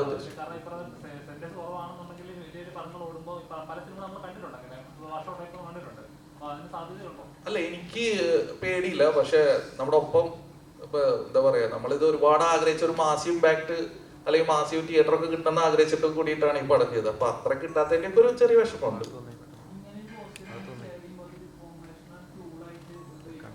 അല്ല അല്ല കമന്റ്സിലെ ആളുകൾക്ക് എന്ത് വേണമെങ്കിലും പറയും. ഇപ്പൊ ഞാൻ വണ്ടി ഇടിച്ചിട്ട് ഇവിടെ കിടന്നാ പറയാം അതും മാർക്കറ്റിംഗ് എന്ന് പറയും. അതാണ് ആളുകള്. നാളെ അവന്റെ പടം റിലീസാണ്, അതുകൊണ്ട് പുതിയ പബ്ലിസിറ്റി സ്റ്റണ്ടാന്ന് പറയുന്നത്. അതാണ് ജനം.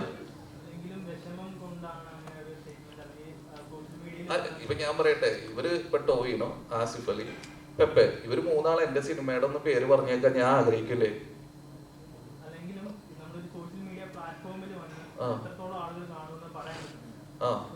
അല്ല, ഞാനും അതന്നെ പറഞ്ഞ, ഇവര് വീഡിയോ ചെയ്യുമ്പോഴും അതിന്റെ റീച്ച് ഭയങ്കരമാണ്. ഇവര് 3 പേര് കൂടിയിട്ട് ആ വീഡിയോ ചെയ്യുമ്പോ ഓക്കെ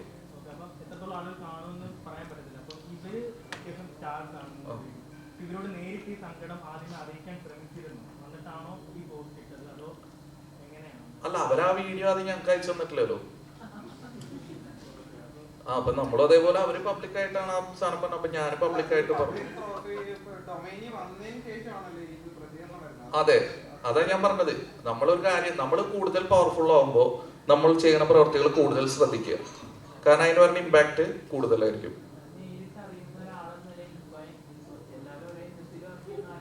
അതന്നെ പറഞ്ഞത്. ഇപ്പൊ ഞാൻ പറയട്ടെ, ഞങ്ങളും ഈ ഇൻഡസ്ട്രിയിൽ തന്നെയല്ല, റഹ്മാൻ സാറിൽ ഈ ഇൻഡസ്ട്രിയില് ഇവർക്കൊക്കെ മുന്നത്തെ യൂത്തനായിരുന്നു റഹ്മാൻ സാറ് ഇല്ലേ?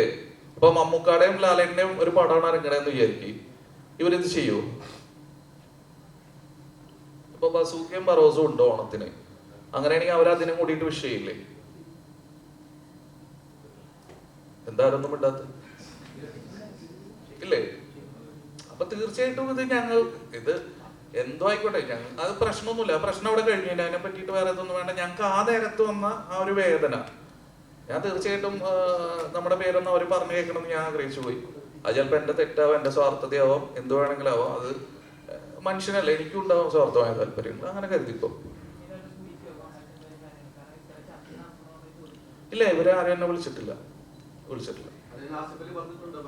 ആസിഫ് അലി ബാഡ് ബോയ്സ് കാണാം. അപ്പൊ നമുക്ക് അത് കേട്ടപ്പോ തന്നെ ഒരു സന്തോഷമായി.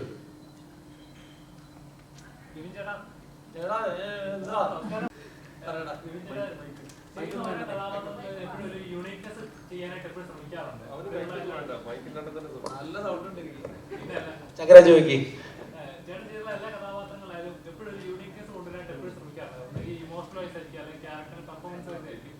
ഈ ഒരു വൈബ് എന്ന് പറയുന്നത് തന്നെ എന്താ പറയാ, നമ്മുടെ ഒരു ഫ്രണ്ട്സിന്റെ ഒരു ഗ്യാങ്, ഒരു അടിപൊളി ബാക്ക് ബെഞ്ച് ഗ്യാങ് കൂടുമ്പോണ്ടാകുന്ന ഫീലിംഗ് ഉണ്ടല്ലോ. ശരിക്കും ട്രെയിലർ കണ്ടപ്പോൾ ഞങ്ങൾക്ക് ഫീൽ ചെയ്തു. ഇതിനു വേണ്ടി എത്ര പ്രിപ്പയർ ചെയ്തു ഈ കഥാപാത്രമാണ് ഇവരോട് ഗ്യാങ് സെറ്റ് ആയി വരാൻ? വന്നതായിരുന്നു, നമ്മളവിടെ വന്നപ്പോ എല്ലാം പൊളിഞ്ഞു. അല്ല, പക്ഷെ ഞാൻ വേറൊരു കാര്യം പറയട്ടെ. പിന്നെ ഈ പടത്തിന് വേണ്ടി അത്യാവശ്യം നല്ല എഫേർട്ട് എടുത്തിട്ടുണ്ട്. അതായത് ഞാൻ അങ്ങനെ വിചാരിക്കും, ഇപ്പൊ നമ്മളിപ്പോ ബിബിന്റെ അടുത്ത് ഡാൻസും പരിപാടിയൊക്കെ ഉണ്ട് ഇതിൽ. ഇപ്പൊ ഡാൻസ് ആണ്, ആക്ഷൻ ആണ്, എന്താണെങ്കിലും നമ്മൾ ബിബിന്റെ അടുത്ത് ഒരു കാര്യം പറഞ്ഞാൽ അവൻ നോ എന്ന് പറയില്ല, അവൻ എങ്ങനെയെങ്കിലും അത് ചെയ്യും. അതാണ് ബിബിനെ എനിക്ക് ഏറ്റവും ഇഷ്ടം. അതും ഇപ്പൊ ഇടയ്ക്ക് കുറെ നൈറ്റൊക്കെ പോയി വർക്ക് അവേഴ്സ് ഒക്കെ കൂടി ബിബിന്റെ കാൽമ നീര് വന്നവരെ അവൻ എങ്ങനെയെങ്കിലും പിറ്റേ ദിവസം പോയി ഒഴിഞ്ഞ് അത്രയും ബിബിൻ ഇതിനു വേണ്ടി ഒരുപാട് എഫേർട്ട് എടുത്തിട്ടുണ്ട് ഈ പടത്തില്. ഡാൻസ് ആയാലും പാട്ടായാലും ഇടി ആയാലും എല്ലാത്തിലും കൂടെ ഒന്നിനൊരു വിഷമം പറഞ്ഞിട്ടില്ല. എല്ലാതും യെസ് ആണ് ബിബിൻ.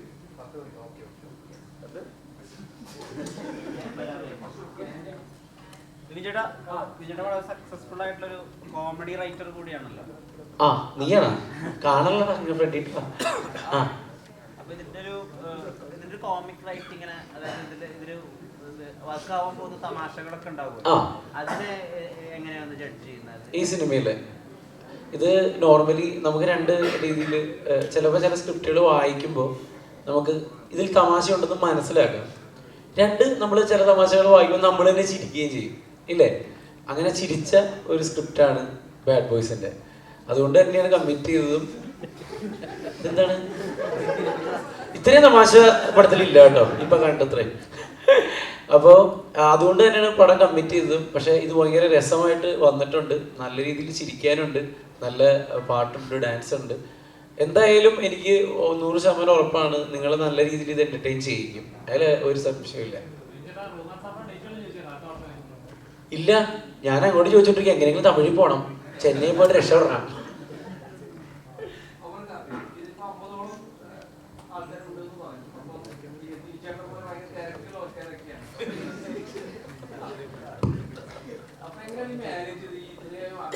അല്ല, ഇതില് ടിനിച്ചേട്ടനായിരുന്നു ഒരു തിരക്കില്ലാത്ത. ഞങ്ങളുടെ ലൊക്കേഷനിൽ എന്നുള്ള ആളായിരുന്നു ടിനിച്ചേട്ടൻ നമ്മുടെ കൂടെ. വേറൊരു സംഭവം പറഞ്ഞു തരാം. അതായത് ഞാൻ ഈ ടിനിച്ചേട്ടനും പിന്നെ പിഷാരടിയും ഉണ്ട്. അപ്പൊ എനിക്ക് മനസ്സിലായി മമ്മൂക്ക് എന്തിനാ അവരെ കൊണ്ടുനടക്കണെന്ന്. അതായത് ടൈം പോണത് അറിയില്ല. ഇവർ രണ്ടുപേരും ലൊക്കേഷനിലുണ്ട്, എന്തെങ്കിലും ഇങ്ങനെ പറഞ്ഞുകൊണ്ടിരിക്കും. അല്ല, ധ്യാൻ ത്രൂ ഔട്ട് ക്യാരക്ടർ തന്നെയാണ് ധ്യാനം. ഇതില് ഓരോ സീനിൽ വരുന്നവർക്കും ഇമ്പാക്റ്റ് ഉള്ള ക്യാരക്ടേഴ്സ് ആണ്. അത് നിങ്ങൾക്ക് പടം കാണുമ്പോൾ മനസ്സിലാവും. അതെ, അത് ഞാൻ ഭയങ്കര രക്ഷിത് ഷെട്ടി ഫാനാണ്. അപ്പൊ ആ ഒരു റെഫറൻസ് വെച്ചിട്ട് ചെയ്തത്. അല്ല, അത് ഇവിടുത്തെ താൻ അന്വേഷിച്ചാൽ മതി. ഇവിടെ പോലീസുകാർക്ക് താടി വെക്കാം. പോലീസുകാർക്ക് താടി വെക്കാട്ടോ, അതൊക്കെ പണ്ടായിരുന്നു. താടി ഇല്ലാത്ത പോലീസ് ഷേവ് ചെയ്യണം അങ്ങനെയൊക്കെ. അത് നമ്മള് നോർമൽ രീതികൾ പൊളിച്ചടക്കുക എന്നുള്ളതല്ല നമ്മുടെ പരിപാടി. ഈ വേറെ ഉണ്ട്, ബ്ലേഡ് അലർജിയുടെ റിപ്പോർട്ട് കൊടുക്കുന്നവർക്കും താടി വെക്കാം. Blade allergy. അപ്പൊ ധ്യാന്റെ ക്യാരക്ടറിലെ ബ്ലേഡ് അലർജി ഉള്ള ഒരാളാണ്. ഷേവ് ചെയ്യാൻ പറ്റില്ല. അല്ലല്ല, ഞാൻ ഫസ്റ്റ് തന്നെ പറഞ്ഞു. ഞാൻ ധ്യാന്റെ അടുത്ത് ഫസ്റ്റ് ഈ ക്യാരക്ടർ പോയിട്ട് പറഞ്ഞപ്പോ ധ്യാൻ ഫസ്റ്റ് പറഞ്ഞു അയ്യോ താടി. ഞാൻ പറഞ്ഞു താടി വേണം, അത് അടിപൊളിയാണ്. കാരണം ഇതിൽ എനിക്ക് രക്ഷി ഷെട്ടിനെ ഭയങ്കര ഇഷ്ടമാണ്. അപ്പൊ രക്ഷി ഷെട്ടിയുടെ ഒക്കെ പടം കണ്ടിട്ടില്ലേ, അവരൊക്കെ താടിയൊക്കെ വെച്ചിട്ടുള്ള പരിപാടി. പിന്നെ ഞാൻ ഇതിനെ പറ്റിയിട്ട് അന്വേഷിച്ചു, പോലീസ് ഡിപ്പാർട്ട്മെന്റിൽ വിളിച്ചു വെച്ചപ്പോൾ പറഞ്ഞു അലർജീസ് അങ്ങനെ സ്കിൻ ഡിസീസ് അങ്ങനെ എന്തൊക്കെ ഉണ്ടെങ്കിൽ നമുക്ക് താടി വെക്കാം, ഒരു പ്രശ്നമല്ല. ഇനി കേരളത്തിൽ ഇങ്ങനെ താടി വെച്ച പോലീസും വരട്ടെ. പടയുണ്ടോ?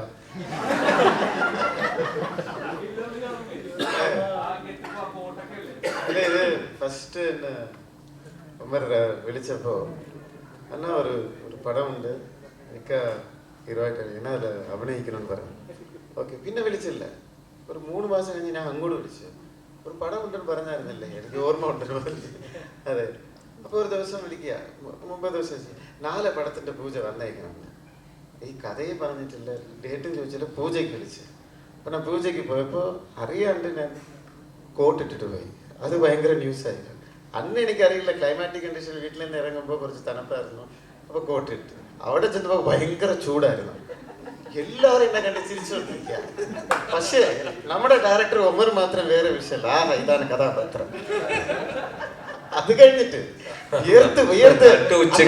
നല്ല ചൂടുള്ള സമയത്ത് പൂജയ്ക്ക് പുള്ളി കോട്ട് സൂട്ടൊക്കെ കോട്ടിച്ചിട്ട് എനിക്ക് കോട്ട ഊറണം. അപ്പൊ ഞാൻ ഊറാനടുത്തൊക്കെ ഒമറെ നോക്കുമ്പോ ഇങ്ങനെ കാണിച്ചോണ്ടിരിക്കുക. ശരി, റൈറ്റ്. അപ്പൊ പടത്ത് ഷൂട്ടിങ് വരുമ്പോ ഇപ്പൊ ക്യാരക്ടർ എന്താ ഒന്നല്ലண்ணா വന്നേക്ക്. ശരി, இந்த ட்ரெஸ் ஒன்றும் அளவு ஒன்றும் எடுத்தில்ல. அண்ணா அந்த கோட் இட்டல்லே, அந்த கோட்டு வேற എന്താ ചെയിന് മോതിരം അങ്ങനെയൊക്കെയുള്ള എന്തൊക്കെ ഉണ്ടോ ഇല്ല. എന്റെ കഥാപാത്രം നിങ്ങൾ തന്നെയാണ് നിങ്ങളുടെ കഥാപാത്രം. ആക്ച്വലി പുള്ളി വിചാരിച്ചത് ഇതിന്റെ ലോഞ്ച് വലിയ 5 സ്റ്റാർ ഹോട്ടൽ സത്യം ഇൻഡോർ ആയിരിക്കും വെച്ചിട്ട് അതിനാ വന്നത്. ഭയങ്കര ബിൽഡപ്പാ വന്നിട്ട് ഞാൻ മാത്രം വിയർത്ത്. അത് പിന്നെ ലൊക്കേഷൻ വന്നപ്പോ കഥാപാത്രം പറഞ്ഞപ്പോ ഡയലോഗ്സിന് വന്നു. അന്നം പറയുന്നത് പോലെ പറഞ്ഞു ഡയലോഗ്. ഇത് എന്തുകൊണ്ട് ഇത് പറയുന്നതെന്ന് വെച്ചാൽ തമിഴ് മിക്സ് ചെയ്ത് മലയാളത്തിൽ അങ്ങനെ സംസാരിച്ചിരിക്കുന്നു ക്യാരക്ടർ. പക്ഷെ ഞാൻ ഡബിങ് പോയപ്പോഴാണ് മനസ്സിലാക്കിയത് ഭയങ്കര രസകരമായിട്ടുണ്ട്. ചെറിയ പോർഷൻ ആയാലും ഗസ്റ്റ് അപ്പിയറൻസ് ആയാലും ഒരു പടത്തിലെ ഫുട്ടേജ് അല്ല, നമ്മൾ എവിടെയാണ് നിൽക്കുന്നത്, ആ പടത്തിലെ ഏത് സ്ഥലത്താണ് നമ്മൾ നിൽക്കുന്നത്. അത് വെച്ച് നോക്കുമ്പോൾ എൻ്റെതായിട്ട് ഒരു കഥാപാത്രത്തിൽ കൊണ്ടുവന്ന് അതൊക്കെ എന്താ പറയുക ഒരു ഫ്രീഡം കൊടുത്ത് നിങ്ങൾ പറയുന്ന രീതിയിൽ പറഞ്ഞു എന്ന് പറഞ്ഞ് അങ്ങനെ അഭിനയിച്ച ഒരു ക്യാരക്ടറാണ്. നന്നായി വന്നിട്ടുണ്ട്. തിരിച്ചട്ടെ ഈ ബാലേട്ടിൽ ലെമൺ ടീ ബന്ധം ഇപ്പോഴും ഉണ്ടോ? ബാലേട്ടിന്റെ ലെമൺ ടീ, ലെമൺ അങ്ങനെയുള്ള കഥകൾ അന്ന് അതിന് ശേഷം ഉണ്ടായിരുന്ന സഹായ കാര്യങ്ങൾ അങ്ങനെ അതിപ്പോഴും ഉണ്ടോ? ഈ ബാഡ് ബോസിന് ശേഷം അങ്ങനത്തെ കഥകൾ വരുമോ? ഇതിലോ പുതിയ കഥകളുണ്ടോ? ഇല്ലില്ല. ഞാൻ അത് ഇനി ഇപ്പൊ ഒരു പടം പ്രൊഡ്യൂസ് ചെയ്യാൻ പോകുന്നുണ്ട്. അപ്പൊ ഈ അടുത്ത പടത്തില് നമ്മൾ വേണമെന്നുണ്ടെങ്കിൽ ഇതുപോലുള്ള കഥകൾ പറയാൻ പാടില്ല എന്നുള്ളൊരു എഗ്രിമെന്റ് ഉണ്ട്. അതുകൊണ്ട് പുതിയ കഥകളൊന്നുമില്ല. പക്ഷെ ഞാൻ പറഞ്ഞല്ലോ, ഇതൊരു ബെൽറ്റ് ആയിരിക്കും, അബാം ബെൽറ്റ് ആയിരിക്കും. ആ ഒരു ഡയലോഗ് കാരണം പുള്ളി അതിന് മുമ്പുള്ള ടിനിറ്റാണ് ഫ്യൂ മൊമെന്റ്സ് ലേറ്ററിന് അതിന് ശേഷമുള്ള ടിനിറ്റാണ് ലൈഫ് എടുത്തുകൊണ്ട് പുള്ളി പുതിയ വീട് വെച്ച് വേറെ സ്റ്റേറ്റിലെ ചിന്ന വീടൊക്കെ വെച്ചിരിക്കുന്നു. അതൊക്കെ ഒരു കമ്മിറ്റി നടന്നുകൊണ്ടിരിക്കുന്നു. മസ്താങ് കാറ് മേടിച്ച് കുറേ ഇമ്പ്രൂവ്മെന്റ് ആയി. എനിക്ക് ഒന്നും കിട്ടിയിട്ടില്ല. പുള്ളി പുതിയ തോക്ക് മേടിച്ചത് ഞാൻ സാധനങ്ങൾ അത് തന്നെയാണ് ഞാൻ പറഞ്ഞത്, പുതിയ തോക്ക് മേടിച്ചിട്ടുണ്ടോ. ചില കഥാപാത്രങ്ങൾ നമ്മളിലേക്ക് എത്താൻ നേരത്തെ ഒരു അഴിച്ചുവിടുന്ന ക്യാരക്ടറൈസേഷനിലൊക്കെ അഴിച്ചുവിടുന്ന ഒരു ഫീൽ ഉണ്ടല്ലോ. അത്തരത്തിലൊരു ഫീലിംഗ് ഈ ചിത്രത്തിന്റെ ക്യാരക്ടറൈസേഷനിലൊക്കെ തീർച്ചയായിട്ടും ഉണ്ടായിരുന്നു. കാരണം വെച്ചാൽ ഇതൊരു ഞാൻ പറയുന്ന ക്യാരക്ടേഴ്സ് മൊത്തം ഈ കഥയിലെ എല്ലാവരും എന്തെങ്കിലും ബോഡി ലാംഗ്വേജിലോ സംസാരത്തിലോ രൂപത്തിലോ എന്തെങ്കിലുമൊക്കെ ഒരു ഹ്യൂമർ സൃഷ്ടിക്കാൻ ഉള്ളൊരു ശ്രമത്തിലാണ്. അപ്പം എൻ്റെ ക്യാരക്ടർ പ്രത്യേകിച്ച് എൻ്റെ ക്യാരക്ടറിന് എല്ലാം ഉണ്ടായിരുന്നു. അപ്പോൾ അതിൻ്റെ ഡിഫിക്കൽട്ടീസ് ഉണ്ട് ആസ് എൻ ആക്ടർ. ഒരു അഴിഞ്ഞാട്ട കളി, പിന്നെ അങ്ങനെയൊക്കെ ഉണ്ട്. അതുകൊണ്ട് മുമ്പ് ചിത്രങ്ങളിലൊക്കെ ഒരു എന്റർടൈൻമെന്റ് പാക്ഡ് ആയിരുന്നു, ഡാൻസും പാട്ടും അങ്ങനെ ഫുൾ ഓൺ ആയിട്ടുള്ള ഒരു ക്യാരക്ടേഴ്സ് ഒക്കെ കണ്ടത് അത്തരത്തിലൊരു ചിത്രമാണ്. അതെ, തീർച്ചയായും അങ്ങനത്തെ ഒരു അടിച്ചുപൊളി പടം.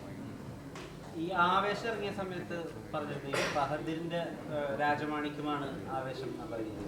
അങ്ങനെയാണെങ്കിൽ ഇത് ഇങ്ങനെ റഹ്മാനിക്കയുടെ ഒരു ചോട്ടാ മുംബൈ അങ്ങനെ ഇത് റഹ്മാൻ സാറിന്റെ ചോട്ടാ മുംബൈ, മറ്റേത് ഫഹദിന്റെ രാജമാണിക്കാണെങ്കിൽ ഇത് റഹ്മാൻ സാറിന്റെ ചോട്ടാ മുംബൈ.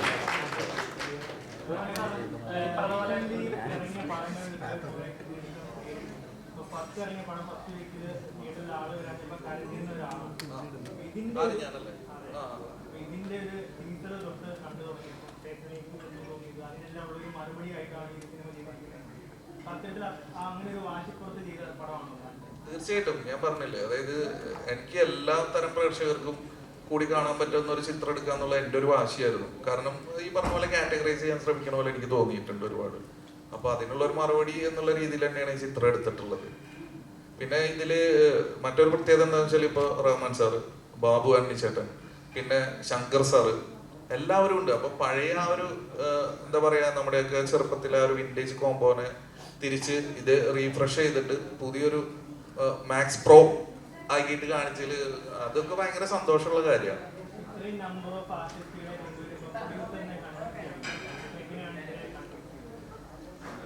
അല്ല, സാറിന് ഞങ്ങൾ വന്ന് പറഞ്ഞ്, അപ്പൊ ഷീലുവിന് ഫസ്റ്റ് കഥ ഇഷ്ടമായി, സാറിന് കഥ ഇഷ്ടമായി. അങ്ങനെ പിന്നെ ഇവരും അബ്രാം സാറും ഉണ്ടായിരുന്നു. ഇത്ര ആർട്ടിസ്റ്റുകളെ കിട്ടില്ല. ഒരു കാര്യം കൂടെ പറയാം, ഈ പടത്തില് ഒമർ ഷാജീന് ഈ പടത്തിൽ വന്ന ആർട്ടിസ്റ്റ് എല്ലാം ഇഷ്ടപ്പെട്ട് അഭിനയിച്ചിരിക്കുന്നത്, ഞാൻ ഉൾപ്പെടെ. വേറൊരു കാര്യം പറയാം, ബാലചേട്ടൻ പൈസ പോലും മേടിച്ചിട്ടില്ല. ബാലചേട്ടൻ ഫ്രീ ആയിട്ട് വന്നിട്ടാണ് എനിക്ക് അഭിനയിച്ചു തന്നത്. ഇല്ല, പ്രൊഡ്യൂസർ റെഡി, അവർ തരാനിരുന്നതാണ്. പക്ഷെ എൻ്റെ ഒരു ഇഷ്ടം കൊണ്ടും പിന്നെ ഇക്കാവിടെ ഞാൻ ഇത്രയും വർഷം കഴിഞ്ഞ് നല്ല ഓർമ്മയിലുണ്ട് എനിക്ക് അഭിനയിച്ചത്. ഇത്രയും വർഷം കഴിഞ്ഞ് അഭിനയിക്കുമ്പോൾ ഞാൻ തന്നെയാണ് പറഞ്ഞത്, പ്രൊഡ്യൂസർക്ക് റെഡിയായിരുന്നു എനിക്ക് ശമ്പളം കൊടുക്കാനായിട്ട്. ഞാൻ പറഞ്ഞു ഒരു നല്ല പടം, കമേഴ്ഷ്യൽ പടം, എനിക്ക് ശമ്പളം വേണ്ടാന്ന് ഞാൻ പറഞ്ഞു. പക്ഷേ പടം ഹിറ്റാവുമ്പോൾ ഡെഫിനറ്റ്ലി ഹിറ്റാവും. പാവപ്പെട്ടവർക്ക് ഒരു നല്ലത് മാത്രം ചെയ്യാം, പടം വിജയിക്കാൻ ഞാൻ പറഞ്ഞു.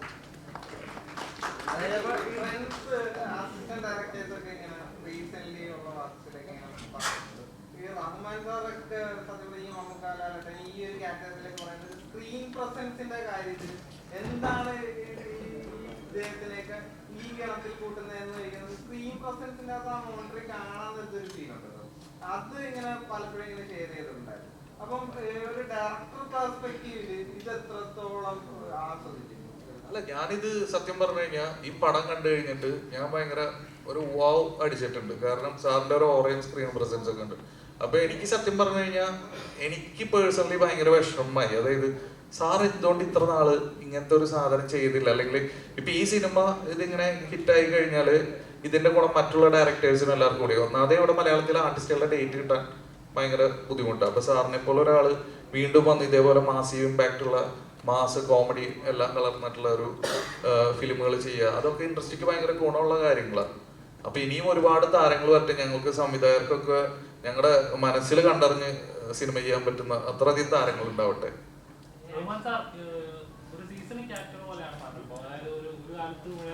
അല്ല, ഞങ്ങൾ പറഞ്ഞിട്ടുണ്ട് ഇനി ഇവിടെ നിന്ന് ഞങ്ങൾ വിടില്ല എന്ന് പറഞ്ഞിട്ടുണ്ട്. അല്ല ബിപിനെ, ഇനി ഇവിടെ നിന്ന് ഞങ്ങൾ വിടില്ല.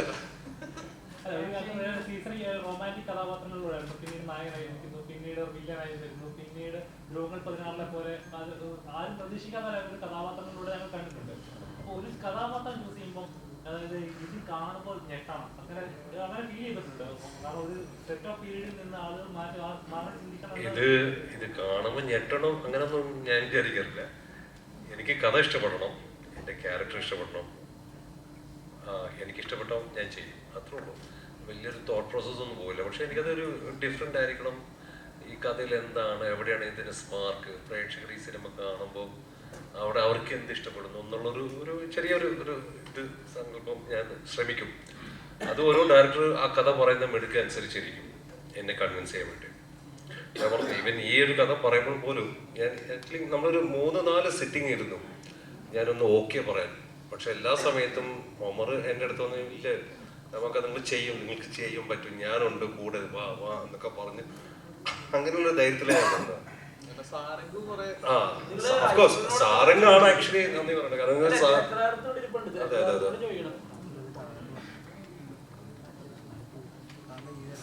ഇത്തരം താരങ്ങളെ വെച്ച് ചെയ്യുമ്പോൾ തന്നെ അറിയോ, എല്ലാവരും അവരുടെ ഫീൽഡ് നല്ല രീതിയിൽ കഥാപാത്രങ്ങൾ പ്രേക്ഷകരിലേക്ക് പതിപ്പിച്ച ഓരോ വ്യക്തികളാണ്. അപ്പൊ അങ്ങനെയുള്ള വ്യക്തികളെ വെച്ചിട്ട് ഇത്രയും അടുപ്പിച്ച് ചെയ്യുമ്പോൾ ഓരോ കഥാപാത്രങ്ങൾക്ക് അതിന് പ്രാധാന്യം ഉണ്ടായിരുന്നു. എത്രത്തോളം ടഫായിട്ട് ഓരോ കഥാപാത്രങ്ങളും ചെയ്യാൻ. അതായത് ഓരോ ക്യാരക്ടേഴ്സിനും ഇപ്പോൾ ഒരു സീനിൽ വന്നു പോകുന്ന ക്യാരക്ടർ ആണെങ്കിൽ കൂടെ ഈക്വൽ ഇമ്പോർട്ടൻസ് എന്ന് പറയുന്നില്ല, പക്ഷേ എല്ലാവർക്കും ഒരു ഇമ്പോർട്ടൻസും കൃത്യമായ സ്പേസും കൊടുക്കാൻ ഭയങ്കര ശ്രദ്ധിച്ച് തന്നെയാണ്, അത് എഴുത്തിലെ ശ്രദ്ധിച്ചിട്ട് തന്നെയാണ് ചെയ്തത്. പിന്നെ കാസ്റ്റിങ്ങിലോട്ട് വന്നപ്പോഴാണ് ഇപ്പൊ ചില ആൾക്കാരൊക്കെ ജസ്റ്റ് ക്യാരക്ടേഴ്സ് ആണെങ്കിലും പിന്നീട് കാസ്റ്റിങ്ങിലോട്ട് വന്നപ്പോൾ ഒരു വലിയ പ്രൊഡക്ഷൻ വന്നുകൊണ്ടാണ് അങ്ങനെ ഇത്രയും വലിയ ഒരു 75 ആർട്ടിസ്റ്റുകളുള്ള ഒരു കാസ്റ്റിങ്ങിലോട്ട് പോയത്. പിന്നെ പറയാനുള്ളത്, നാളെ പടം റിലീസാണ്, നാളെ എൻ്റെ ബർത്ത്ഡേ ആണ്. അപ്പോൾ ഒരു ബർത്ത്ഡേ ഗിഫ്റ്റ് പോലെ പടം എല്ലാവരും ഹിറ്റാക്കി തരണം. റഹ്മാൻ സാറ് കൈ കിടക്കുന്ന വാച്ച് എനിക്ക് ഗിഫ്റ്റായിട്ട് തരാമെന്ന് പറഞ്ഞിട്ടുണ്ട്. അതുപോലെ പടം എല്ലാവരും ഹിറ്റാക്കി ഒരു ഗിഫ്റ്റ് പോലെ എനിക്ക് തരണം. Thank you sir, thank you. ബാലയുടെ വാച്ച് നോക്കടാ, ഇതാണ് ഗിഫ്റ്റ്. റഹ്മാൻ സാർ വാച്ച് ഇട്ടിട്ടില്ല.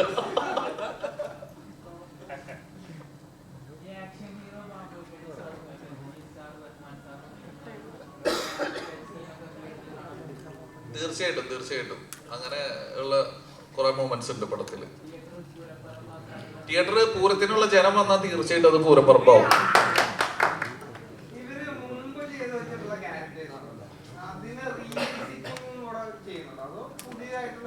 ഇല്ല, ബാബുവണ്ണിച്ചേട്ടന്റെ ക്യാരക്ടർ പിന്നെയും പുള്ളി പണ്ട് ചെയ്ത വെച്ചാൽ മറ്റേ ഒരു ക്യാരക്ടറിന്റെ ഒക്കെ ഒരു ഫ്ലേവർ ഉണ്ട്. പക്ഷെ റഹ്മാൻ സാറ് ഇതില് വന്നിട്ടുള്ള, അതായത് പണ്ട് റഹ്മാൻ സാറ് റൊമാൻറ്റിക് ഹീറോ ആയിരുന്നു. അപ്പോ ഇത് എല്ലാത്തിനും കൂടിയിട്ട് ഒരു കൊളാഷാണ്.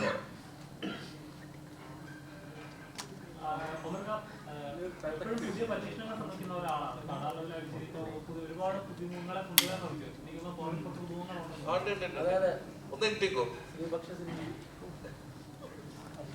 എങ്ങനെയുണ്ടായിരുന്നു ഇത്രയും വലിയ എക്സ്പീരിയൻസ് ഉള്ള ആക്ടേഴ്സിനെ?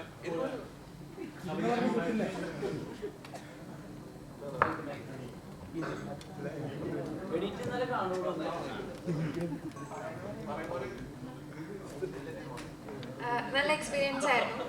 പറഞ്ഞ പോലെ എൻ്റെ ഫസ്റ്റ് മൂവിയാണ്. അടിപൊളിയായിരുന്നു.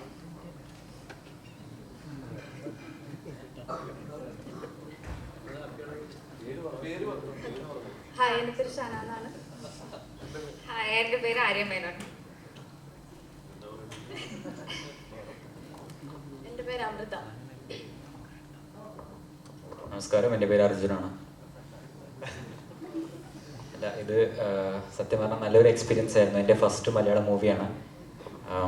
ഞാൻ റഹ്മാൻ സാറിനെ കണ്ടത് ആദ്യം 2015 മഴവിൽ മനോരമ D4 ഡാൻസിലാണ് സാറിനെ കണ്ടിട്ടുണ്ടായിരുന്നത്. അന്നാണ് സാറിനോട് സെൽഫി എടുത്തിട്ടുണ്ടായിരുന്നത്. ഇന്ന് 2024 ഈ വർഷത്തിൽ സാറിൻ്റെ ചൈൽഡ്ഹുഡ് ക്യാരക്ടറായിട്ട് പ്ലേ ചെയ്യാൻ പറ്റുന്ന സത്യം പറഞ്ഞ ബ്ലെസ് മൂമെൻ്റ് ആണ്. സോ പിന്നെ thank you to Omar sir and the bad boys team chance opportunity തരാൻ വേണ്ടി. Thank you sir, thank U.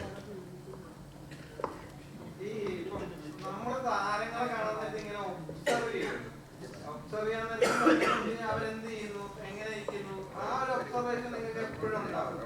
ഒരുപാട് ചിത്രങ്ങൾ കണ്ടതിന് ശേഷമായിരിക്കും, ഇവരുടെ സ്ക്രീൻ പ്രസൻസ് ഒക്കെ കണ്ടതിന് ശേഷമായിരിക്കും നിങ്ങൾ ഇവര് അഭിനയിക്കുന്നതാണ്. ആ ഒരു മൊമെന്റ് എങ്ങനെയാണ്?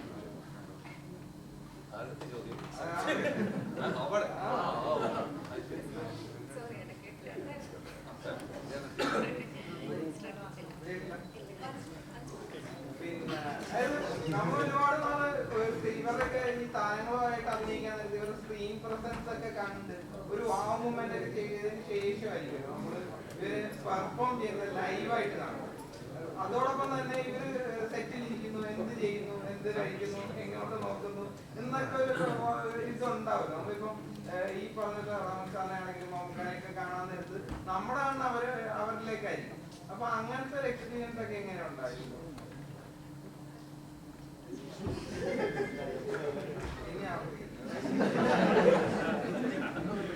അങ്ങനെ ചോദിച്ചു കഴിഞ്ഞാൽ Rahman sir, of course Rahman സാറിനെ നേരിട്ട് കണ്ടപ്പോൾ ഒരു വോ മൊമെന്റ് ഉണ്ടായിരുന്നു.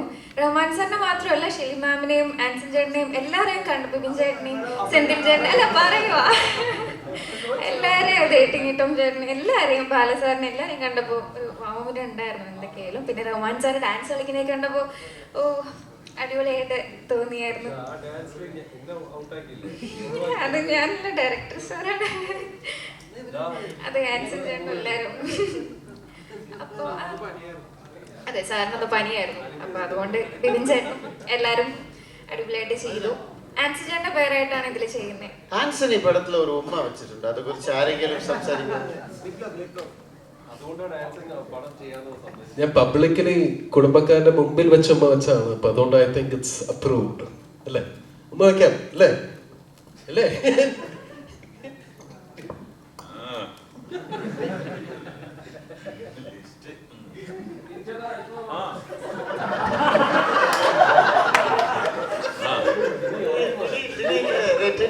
ഒരു ലിപ് ലോക്ക് സീൻ എന്താ നിങ്ങൾ ചെയ്യുമോ? ലിപ് ലോക്ക് സീൻ ഇത്രയും പേരുടെ മുമ്പിലാണ് ഈ ചെയ്യും.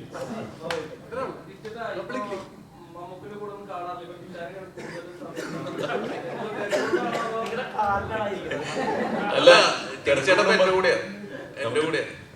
ഇപ്പൊ നിങ്ങൾ തന്നെ നേരത്തെ ചോദിച്ചത് ഇത്ര തിരക്കുള്ള ആളെ എങ്ങനെയാണ്. ഞാൻ തിരക്ക് സ്വന്തം ഉണ്ടാക്കുന്ന ആളാണ്. ഞാൻ ഓടി നടന്ന് വർക്ക് ചെയ്യുന്ന ഒരാളാണ്. പക്ഷേ പ്രയോറിറ്റി അതാണ് നമുക്ക് എപ്പോഴും തിരക്കുകൾ. അപ്പൊ എന്റെ തിരക്കെന്ന് പറഞ്ഞാൽ ഈ പടത്തിൽ പങ്കെടുക്കുക എന്നുള്ളതാണ്. എന്ത് തിരക്കുണ്ടെങ്കിലും ഒരു നോ എന്ന് പറഞ്ഞൊരു ഡേറ്റ് ഞാൻ കൊടുത്തിട്ടില്ല. കാരണം ഡബിങ്ങിന് വരെ വിളിക്കുമ്പോൾ എൻ്റെ എല്ലാ പ്രയോറിറ്റീസും മാറ്റി വെച്ചിട്ട് ഞാൻ ഇതിൽ വന്നത്. ഒരു 19 സിനിമകളോട് ഞാൻ ചെയ്തിട്ടുണ്ട്. പക്ഷേ ചെയ്ത അന്ന് മുതൽ ഇതൊരു ഹിറ്റ് സിനിമയാണെന്ന് ഞാൻ എന്നും 100% വിശ്വസിക്കുന്നതുകൊണ്ടാണ് ഇതിൻ്റെ കൂടെ നിന്നത്. അപ്പോൾ നാളെ നിങ്ങൾക്ക് തിയേറ്ററിൽ അത് എക്സ്പീരിയൻസ് ചെയ്യാൻ സാധിക്കും. എന്തുകൊണ്ട് ഇതിൻ്റെ അകത്ത് ഇത്രയും ആർട്ടിസ്റ്റുകൾ ഇത്ര ആത്മാർത്ഥമായിട്ട് നിൽക്കാൻ കാരണമെന്ന് പറഞ്ഞാൽ ആ ഒരു ഹിറ്റ് വൈബ് ഫസ്റ്റ് ദിവസം പോലെ എനിക്ക് ഫീൽ ചെയ്തിരുന്ന ആ ഒരു ബ്ലെസ്സിങ് ഉള്ളൊരു സിനിമയാണ്. അപ്പോൾ തീർച്ചയായിട്ടും നാളെ ഈ പറഞ്ഞ ഉത്തരം നിങ്ങൾ റിവൈൻഡ് ചെയ്തിട്ട് നോക്കിയിട്ടുണ്ടെങ്കിൽ സാധിക്കും എന്തുകൊണ്ടാണ് നമ്മൾ എല്ലാ തിരക്കും മാറ്റിയിട്ട് ഒമറിൻ്റെ കൂടെ തന്നെ നിന്നതെന്നുള്ളത്. പിന്നെ മമ്മൂക്കയുടെ കൂടെ നിൽക്കാന്ന് പറഞ്ഞാൽ അല്ല ഇവന്റെ എല്ലാം ചീഞ്ഞോണല്ല, എല്ലാ വിറ്റൻസ് എന്തെല്ലാം ഇരിക്കും. ഇത് മമ്മൂക്ക ഞാൻ തിരക്കാണെന്ന് അറിയുന്നത് കാണുന്നതാണ് ഇഷ്ടം ഇന്ന സിനിമയിൽ. കാരണം അവിടെ തന്നെ നിൽക്കാനല്ലല്ലോ നമ്മൾ വന്നിരിക്കുന്നത്. അദ്ദേഹത്തിൽ നിന്ന് പഠിക്കാനുള്ളത് ഞാൻ വളരെ കുറച്ച് സമയം കൊണ്ട് പഠിച്ചു. ഒരുപാട് സിനിമകൾ ചെയ്യാൻ സാധിച്ചു. എന്ത് കാര്യം ഉണ്ടെങ്കിലും ഞാൻ അപ്പോൾ ഷെയർ ചെയ്യാറുണ്ട്. ഈ പറയുന്ന ഫോട്ടോസ്, ഞാൻ റഹ്മാനിക്കാൻ കൂടി ഇരിക്കുന്ന ഫോട്ടോസ് ഷെയർ ചെയ്യാൻ അപ്പം തന്നെ തമ്പ് വരാറുണ്ട്. എപ്പോഴും കമ്മ്യൂണിക്കേഷൻ ഉള്ള ആൾക്കാരാണ്. അതാണ് വേണ്ടത്. അല്ലാതെ നമ്മളെപ്പോഴും ഞാനിങ്ങനെ കൂടെയുണ്ട് നിങ്ങളെ അറിയിച്ചിട്ട് കാര്യമില്ല. ഞാൻ പക്ഷെ കൂടെയുണ്ട് അദ്ദേഹത്തിൻ്റെ കൂടെ. ഏതൊരു സന്ദർഭത്തിലും അദ്ദേഹത്തിൻ്റെ ബ്ലെസ്സിങ്സ് നേടാറുണ്ട്. ഇപ്പോൾ നാളെ സിനിമ ഇറങ്ങുമ്പോൾ അതിനു മുമ്പ് ഞാൻ ഒരു ബ്ലെസ്സിങ് നേടും. അദ്ദേഹത്തിൻ്റെ എൻ്റെ ഒരു ബിഗ് ബ്രദർ തന്നെയാണ്. എനിക്കൊരു സ്മോൾ ബ്രദർ കൊണ്ടുപോയി ഇനി റഹ്മാൻ സാറുണ്ട്. അപ്പോൾ ഇത് തന്നെയാണ്. അപ്പോൾ ഈ 75ഓളം ആർട്ടിസ്റ്റുകൾ എങ്ങനെ ഇതിൽ കോർഡിനേറ്റ് ചെയ്യുന്നുള്ളത് അതൊരു കൺട്രോളറിന്റെ കഴിവ് തന്നെയാണ്. ഇക്ബാൽ പനായിക്കുള്ള ആണെങ്കിലും ഞാൻ പറയുന്നത് പനായിക്കുള്ള പക്ഷെ യഥാർത്ഥത്തില് ദൈവം തന്നെയായിരുന്നു കൺട്രോളർ. കാരണം നമുക്ക് ഒരുപാട് നമുക്ക് പറ്റാത്ത കാലാവസ്ഥകള്, മഴ, ചൂട് എല്ലാം ഉണ്ടായിരുന്നു. ഒരു ബ്ലോക്കും ഇല്ലാതെ നമുക്ക് സിനിമ ഇന്നിപ്പോ നിങ്ങളുടെ മുന്നിൽ ഇരിക്കാൻ സാധിച്ചത് ദൈവത്തിന്റെ ബ്ലെസ്സിങ് തന്നെയാണ്. നാളെ അത് തിയേറ്ററിൽ ഹിറ്റ് ആവുമ്പോഴും ആ ബ്ലെസ്സിങ് ഉണ്ടാവും എന്നുള്ളത് യാതൊരു സംശയം.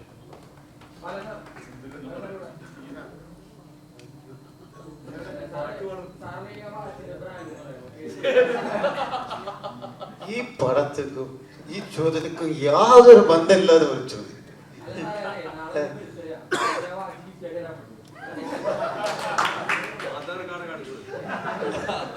ആധാർ കാർഡ് കാണിച്ചു കൊടുക്കുക.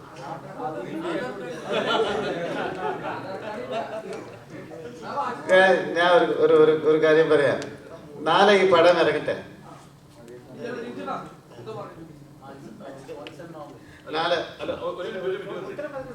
ഇവന്റെ വാച്ച് മോതിരം ഒന്നും ചോദിക്കരുത്, ഭാവിയിൽ വേറെ പ്രശ്നത്തിലേക്ക്. ആ പേര് ഞാൻ പറയാനുള്ള ജോൺസൺ ജോൺസൺ ആൻസൺ അതുമായിട്ട് സാമ്യമുള്ള ഈ പ്രസ് മീറ്റിനിടയ്ക്ക് ഇവർ ഒരു മീറ്റിംഗ് വെച്ച് എനിക്ക് വേണ്ടി മാത്രമേ ഇവർ സംസാരിച്ചു. എന്താ വെച്ചാൽ ഈ പടം ഒന്ന് ഇറങ്ങട്ടെ. ഈ പടം ഇറങ്ങി കഴിഞ്ഞാൽ ഇതിൽ അഭിനയിച്ച എല്ലാ ആർട്ടിസ്റ്റുക്കും നല്ല ഒരു മാർക്കറ്റ് വരും. നല്ല പടങ്ങൾ, കുറേ പടങ്ങൾ വരട്ടെ. എല്ലാവരും ഇതുപോലെ വാച്ച് ചെയ്തിട്ട് എനിക്ക് കുറേ ബർത്ത്ഡേ വരട്ടെ, ഇവർ കയ്യിലേന്ന് പിടിങ്ങി നീ ആഘോഷിക്കും. നിന്റെ പേരെന്താ? വിഘ്നേഷ്. നിന്റെ ചാനൽ ഏതാ? ശരി, വീട്ടിലേക്ക് വന്നത്തര കേട്ടോ. തരുൺ പറഞ്ഞാൽ തന്നിരിക്കും ഉറപ്പ്. ഈ വാച്ച് അല്ല, വേറെ വാച്ച്. വാ, നീ നാളെ വന്ന് ഞാൻ എൻ്റെ ഒരു റിക്വസ്റ്റ് ആണ്, എൻ്റെ ഒരു റിക്വസ്റ്റ് ആണ്. ഇത്രയും ദിവസത്തിൽ ഈ പടം എടുത്താലും ഇത്രയും ആക്ടേഴ്സ് വെച്ചിട്ട് നമ്മുടെ ഈക്ക ഉൾപ്പെടെ ഒരു പുതിയ ഗെറ്റപ്പിൽ അത്രയും ഒരു ഹാർഡ് വർക്കിലാണ് ഈ പടം നാളെ ഇറങ്ങുന്നത്. മനസ്സുകൊണ്ട് നിങ്ങളെടുത്ത് ഞാൻ ഒരു കാര്യം പറയാം, പടം ഇഷ്ടപ്പെട്ടാൽ ഇതൊന്ന് ഹിറ്റാക്കി തരുമോ പ്ലീസ്? ഹിറ്റാക്കി തരാം. ഇത് ആത്മാർത്ഥമായ, കാരണം ഇപ്പോൾ ഇൻഡസ്ട്രിയിലെ എന്തൊക്കെ കഷ്ടങ്ങൾ നടക്കുന്നതെന്ന് അറിയാം. ഓരോരുത്തരുടെ ഉള്ളിൽ നമ്മളിപ്പോൾ ചിരിച്ചുകൊണ്ട് ഇവിടെ ഇരുന്നാലും ചില വേദനക്കുള്ള കാര്യങ്ങളൊക്കെ മനസ്സിനകത്തുണ്ട്, ഇല്ലെന്ന് പറയാൻ പറ്റില്ല, കലാകാർക്ക് ഉണ്ട്. പക്ഷേ ഒരു പടം വിജയിക്കുമ്പോൾ അതിലൊരു ഭാഗമാകുമ്പോൾ എല്ലാ കഷ്ടങ്ങളും മാറി ഈ വ്യവസായം, സിനിമ എന്ന് പറയുന്ന വ്യവസായം ഭയങ്കരമായിട്ട് വളരും. ഇതുകൊണ്ട് നടന്മാർ മാത്രമല്ല, ഡയറക്ടർ മാത്രമല്ല, പ്രൊഡ്യൂസർ മാത്രമല്ല, ഇതിൽ 24 ക്രാഫ്റ്റ് ഉണ്ട്. പാവപ്പെട്ട കുടുംബങ്ങൾ എത്രയോ പേരുണ്ട്. ഇനി ഒരു പടം വിജയിച്ചാൽ ഇനി ഒരു 10 പടം വരും. ഇതേ അബാം പ്രൊഡ്യൂസേഴ്സ് ഇനി ഒരു 30-40 പടങ്ങൾ, വലിയ പടങ്ങൾ പ്രൊഡ്യൂസ് ചെയ്യും. ഈ വ്യവസായം ഇനിയും മുമ്പോട്ട് പോകണം. അതിനു വേണ്ടി നിങ്ങൾ എല്ലാവരും, മീഡിയ എല്ലാവരും നെഗറ്റീവ് മാറ്റി വെച്ചിട്ട് ഞങ്ങൾ എല്ലാവരെയും നിങ്ങളോട് ഒരു സുഹൃത്തായിട്ട് കൺസിഡർ ചെയ്ത് ഈ പടം ഒന്ന് ഹിറ്റാക്കി ഇഷ്ടപ്പെട്ടാൽ. Thank you so much. Vishnu മാത്രല്ല, അതില് ഫിറോസ് ഉണ്ട്, ഡേഞ്ചർ ഫിറോസ്. അപ്പൊ വിഷ്ണുവിനെ ഞാൻ ഇതിൽ കാസ്റ്റ് ചെയ്യാൻ ഒരു കാരണം എന്താന്ന് വെച്ചാൽ, ഞാൻ ബിഗ് ബോസിൽ ചെന്ന് ആ ഡോർ ഓപ്പൺ ചെയ്ത് നേരെ കയറി വഴി തന്നെ വിഷ്ണു എന്നോട് ചോദിച്ചു, ആരെ മനസ്സിലായില്ലല്ലോ എന്ന് ചോദിച്ചു. അങ്ങനെ എന്തോ ചോദിച്ചു അവൻ എൻ്റെ അടുത്ത്, അല്ലേ ആരാണ് മനസ്സിലായില്ല എന്ന് പറഞ്ഞു. അപ്പൊ ഞാൻ മനസ്സിൽ തീരുമാനിച്ചാന്ന് നിന്നെ എൻ്റെ അടുത്ത പടത്തിൽ ഞാൻ അഭിനയിപ്പിക്കൂടാന്ന്. അതുകൊണ്ടാണ് വിഷ്ണുവിനെ വിളിപ്പിച്ചത്. ഇപ്പൊ അവന് മനസ്സിലായി ഞാൻ ആരാന്ന്. വേറെ ഒരു കാര്യം കൂടെ ഉണ്ട് ഈ പടത്തിനകത്ത്. ഒരു പടം റിലീസായി കഴിഞ്ഞാൽ ആ പടം ഫസ്റ്റ് ഷോ കഴിഞ്ഞിട്ടല്ലേ ഈ റിവ്യൂവേഴ്സ് ഒക്കെ വന്ന് റിവ്യൂ ഒക്കെ പറയുന്നത്. പക്ഷേ അതിന് മുമ്പേ അല്ല, സസ്പെൻസ് അല്ല, ആൾറെഡി വന്നിട്ടുണ്ട് ന്യൂസിലത്. ഈ പടത്തിന് മുമ്പ് തന്നെ റിവ്യൂസ് ഒക്കെ നിങ്ങൾ കാണേണ്ടി വരും, ഷോയിൽ തന്നെ കാണേണ്ടി വരും. അങ്ങനത്തെ ഒരു സസ്പെൻസ് ഒക്കെ ഈ പടത്തിനകത്ത്.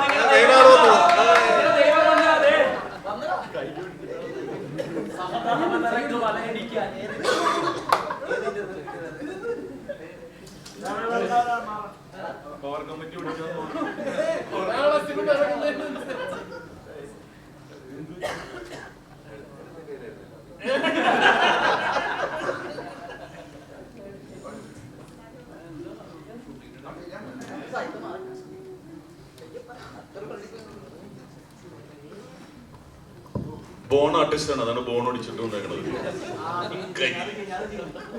ബിരിയാണി കുഴി.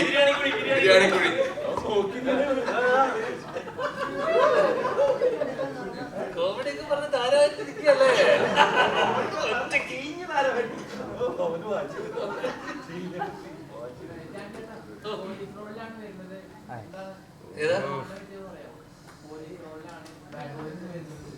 എടാ അബാമിന്റെ പടം കഥയൊന്നും അറിയില്ല, ചേച്ചി വിളിച്ചു പറഞ്ഞു. ഞാനിവിടെ ഭയങ്കര തള്ളൊക്കെ തള്ളിയിട്ടിരിക്കണേ. ഞാൻ കഥ കേട്ട് ത്രില്ലടിച്ചിട്ടാണ് എസ് പറഞ്ഞതൊക്കെ. ആ പൊളിക്കല്ലേ പ്ലീസ്. ഒന്നും അറിയില്ല. ഷീൽ ചേച്ചിന്റെ അബ്രാജന്റെ പടം പോവാ ചെയ്യാൻ വരും, അത്രേ ഉള്ളൂ. 4 ദിവസം അഭിനയിച്ചു, ഫുൾ പടത്തിൽ സെക്കൻഡ് ഹാഫ് ഉണ്ടെന്ന് പറഞ്ഞു. അപ്പൊ മനസ്സിലായില്ലേ ഉമർലുലു, ഒരു ദിവസം എത്ര മിനിറ്റ് ഫുട്ടേജ് ഷൂട്ട് ചെയ്ത് വേണം. അപ്പൊ ഏതാ ഞങ്ങളിവിടെ ഇത്ര നേരം ശരിക്കും പറഞ്ഞു കഴിഞ്ഞാൽ ധ്യാന്റെ ഒരു പ്രസ് മീറ്റിന്റെ ആ ഒരു വൈബ് ഇവിടെ ഉണ്ടായിരുന്നു. അതിന് പ്രത്യേക വല്ല കോഴ്സ് വർക്ക് കൊടുത്തിരുന്നു. അതായത് പടം ഇറങ്ങുന്നതിന് മുമ്പ് ഇന്റർവ്യൂവിലെല്ലാം നിങ്ങൾ ഇങ്ങനെ ചെയ്യണം. ഇതാ ലെജൻസ് ആണ് ഇരിക്കുന്നത്, ലെജൻസ്. റഹ്മാനിക്ക് കാണുന്ന വരുന്നതായിരുന്നില്ല സെറ്റില്. റഹ്മാനിക്ക് പിന്നെ താഴോട്ട് ഇറക്കി ഇറക്കി ഇറക്കി ഇറക്കി ആദ്യം ICSE CBSE ആയിരുന്നു, പിന്നെ താഴോട്ട് താഴോട്ട് താഴോട്ട് അങ്ങനെ ഒന്നും അടിച്ചില്ലേ ഇവിടെ. ഒന്ന് ഫ്ലോ മൂടായി കഴിഞ്ഞാൽ തുടങ്ങിക്കോളും. അവർക്ക് ഈ കൈക്ക് വയ്യാതെയും ധ്യാൻ ചേട്ടൻ ഒറ്റയ്ക്ക് കാർ ഓടിച്ചു വന്ന ഡെഡിക്കേഷനെ പറ്റി രണ്ടു പേർക്ക് അല്ല, ഈ 4 ദിവസം ധ്യാൻ വന്നിട്ടുള്ളൂ. പക്ഷെ പടത്തില് impact total second half Dhyan തന്നെ ഞെട്ടിപ്പോയി. ധ്യാൻ ഡബ്ബിയെ വന്നിട്ട്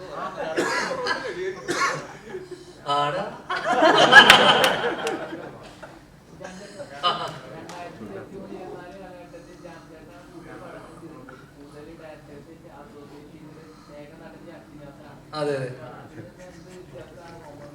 ബംഗാളിയെ പോലെ പണിയെടുപ്പിച്ചു. സത്യം, അതൊന്ന് എന്ത് വ്യത്യാസം.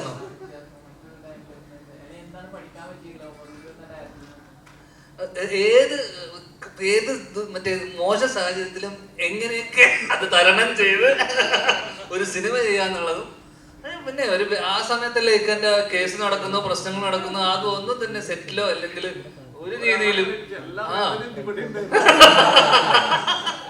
കാരണം അങ്ങനെ ഒരു സംഭവം വന്നിട്ട് പോലും അത് സിനിമേനെയോ, കാരണം നമുക്ക് പേഴ്സണൽ ലൈഫിൽ പല പല പ്രശ്നങ്ങളും കാര്യങ്ങളൊക്കെ ഉണ്ടാവും, അതൊന്നും സിനിമേനെ ബാധിക്കാൻ പാടില്ലല്ലോ. അപ്പം അങ്ങനെ ആ പ്രശ്നം എന്താ പറയുക മൂർധന്യാവസ്ഥയിൽ നിൽക്കുമ്പോഴാണ് നമ്മൾ നെക്സ്റ്റ് ഒരു എക്സ്പോഷണൽ ഇന്നും കേസ് നടന്നുകൊണ്ടിരിക്കുകയായിരുന്നു. അപ്പോൾ ഞങ്ങളെ എന്താ പറയാ സെറ്റില്, പക്ഷെ നമുക്ക് എന്നെ വിശ്വസിച്ചിട്ടാണ് ഇവരെല്ലാവരും ഡേറ്റ് തന്നിട്ടുള്ളതും പ്രൊഡ്യൂസർ പൈസ ഇറക്കിയിട്ടുള്ളതും. അപ്പോൾ നമ്മുടെ പ്രശ്നങ്ങൾ നമ്മുടേതാക്കി മാത്രം മുന്നോട്ട് പോകാന്നുള്ളതാണ് ഞാൻ പഠിച്ചിട്ടുള്ള ജീവിതത്തിൽ. അപ്പോൾ അങ്ങനെ കുറെ പ്രശ്നങ്ങൾക്ക് നടുവില് പക്ക നമ്മള് സെറ്റ് ഹാപ്പി ആക്കി കൊണ്ടുപോയി അങ്ങനെ ഷൂട്ട് ചെയ്ത് പടം എന്ന് വെച്ചാൽ കോമഡി പടമാണ്, ഹ്യൂമറാണ്. അപ്പൊ അങ്ങനെ പടം ചെയ്യുമ്പോ ഒരു സൈഡിൽ ഇത്രയും പ്രശ്നങ്ങൾ, മാനസികമായിട്ട് ഇത്രയും പ്രശ്നങ്ങൾ ഉണ്ടായിട്ട് പോലും ഇക്കാതെ നമ്മൾ ആരെയും തന്നെ നമ്മൾ ഷൂട്ട് ചെയ്ത് അന്നത്തെ ദിവസം മാർക്കറ്റിലൊക്കെ ഷൂട്ട് ചെയ്ത സീൻ എന്നൊക്കെ പറഞ്ഞു കഴിഞ്ഞാൽ ഭീകര ഇത്രയും പ്രശ്നം എന്ന് പറഞ്ഞാൽ ഇത്രയും ആർട്ടിസ്റ്റുകളുണ്ട്, അതിലെല്ലാരും ഹീറോസ് ആണ്. എല്ലാരും ഒരു ഫ്രെയിമിനുള്ളിൽ മേക്കി കൊണ്ടുവരുന്ന പറഞ്ഞാൽ ഭയങ്കര സംഭവം തന്നെ. അതിന് ഒരു എന്താ ടാലന്റഡ് ഡയറക്ടറിനെ അത് പറ്റൂ അല്ലേ?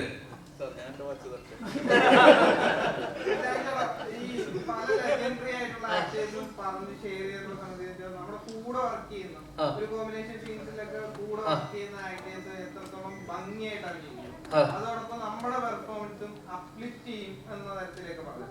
ഇപ്പം ഇപ്പൊ റഹ്മാൻ സാറാണ്, ബാബൻ ചേട്ടൊക്കെ ആണെങ്കിലും വേറെ ടെറൈനിൽ ഇരിക്കുന്ന ആക്ടേഴ്സ് ആണ്.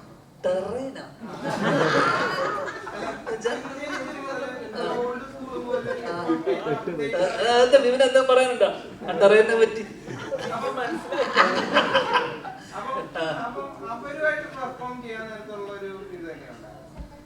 എടാ പക്ഷേ എന്റെ ഒരു എക്സ്പീരിയൻസ് കഴിഞ്ഞ കുറച്ച് കാലയളവിലുള്ള എന്റെ എക്സ്പീരിയൻസ് റഹ്മാനിക്കൊക്കെ ഇല്ലല്ലോ. അല്ല അങ്ങനെയല്ല, ഞാൻ പറഞ്ഞ നമ്മള് ഓപ്പോസിറ്റ് ഇവരോടെയൊക്കെ നിൽക്കുന്നത് തന്നെ നമ്മുടെ ഒരു ഭാഗ്യമായിട്ടാണ് നമ്മൾ കാണുന്നത് തീർച്ചയായിട്ടും. കാരണം നമ്മൾ ചെറുപ്പത്തിലൊക്കെ കണ്ട് എന്താ പറയുക നമ്മുടെ മനസ്സിലൊക്കെ തങ്ങി നിന്ന ഒരു മുഖമാണ് റഹ്മാനിക്കയുടെ. ഇന്നത്തെ മറ്റേ എന്താ പറയുക റൊമാൻറ്റിക് ഹീറോ ആണല്ലോ. അപ്പൊ ഇക്കേന്റെ ഓപ്പോസിറ്റ് നമ്മൾ നിൽക്കുന്ന സമയം നമുക്ക് നമ്മൾ നന്നാക്കണം, അല്ലെങ്കിൽ നമ്മളത് നന്നായി ചെയ്യണം, നമ്മൾ കാരണം ആ സീൻ കുളമാവാൻ പാടില്ല എന്നുള്ള ടെൻഷനായിരുന്നു ഫസ്റ്റ്. എനിക്ക് ബാബുവിന്റെ ചേട്ടനോട് കോമ്പിനേഷൻ ഇല്ല, എനിക്ക് ഇക്കേന്റെ കൂടെയും ഇക്കേന്റെ ഗാങ് ബാഡ് ബോയ്സിന്റെ കൂടെയാണ് എന്റെ കോമ്പിനേഷൻ മൊത്തം. അപ്പം ബാക്കി വിപിനും മാൻസനൊക്കെ നമുക്ക് നമ്മുടെ സമപ്രായക്കാരാണ്, സെന്തിലായിക്കോട്ടെ. ഇക്കേന്റെ കൂടെ അതല്ല. അപ്പൊ നമ്മൾ തെറ്റിക്കരുത്, നമ്മളത് കറക്റ്റായിട്ട് കൊണ്ടുപോകണം. പക്ഷെ ഭാഗ്യത്തിന് അന്ന് ഞാൻ വന്ന ദിവസം ഇക്ക കുറെ തവണ തെറ്റിച്ചു, ഒരു വാക്കിൽ ഉടക്കിപ്പോയി. കുന്നംകുളം ഇക്കൊക്കെ ഒരു വാക്ക് ആ പേരൊക്കെ കിട്ടിയില്ല കറക്റ്റ്.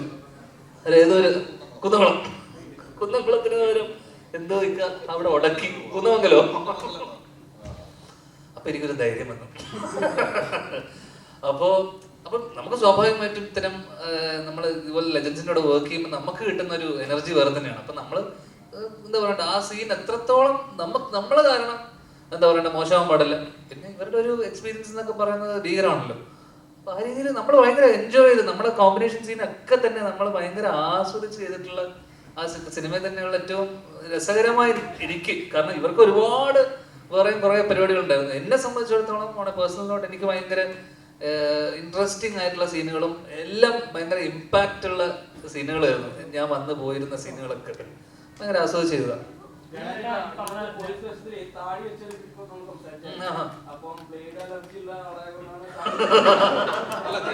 ഞാൻ രക്ഷി ഷെട്ടി ഫാനാണ്, ആ റെഫറൻസ് വെച്ചിട്ട് ചെയ്തതാണ്.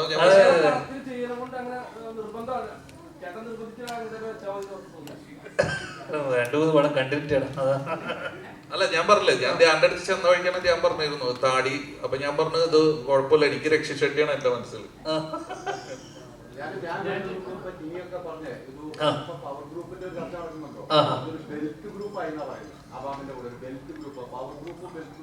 ചേച്ചിയാ ശരിക്കും പവർ ഗ്രൂപ്പ്. ഇവിടെ എത്ര ആർട്ടിസ്റ്റിനെ കൊണ്ട് എടുത്തിട്ട് ഇത്രയും ആർട്ടിസ്റ്റുകൾ വെറുതെ പടം അടുത്ത കാലത്ത് 2020 മിനി 2020 അങ്ങനെ നോക്കും അല്ലേ. ഇനി ഇവിടെ വരാത്ത ഒരുപാട് പേരുണ്ട്. അജു, സൈജു ഏട്ടൻ, രമേശ് ഏട്ടൻ. അപ്പൊ ഇതൊരു 2020 എനിക്കൊന്ന് ബാബാനൻ ചേട്ടൻ. ഇത് ആ 2020 ശേഷമുള്ളൊരു അതൊരു 2020 ആണ്. അപ്പൊ ഇതിനേക്കാളും വലിയ ഗ്രൂപ്പ് ഒന്നും പറയില്ല എന്നെ സംബന്ധിച്ച്. എന്നോട് ചോദിച്ചാൽ ഇതാണ് ഏറ്റവും വലിയ പവർ ഗ്രൂപ്പ്. ദേ കാണ്.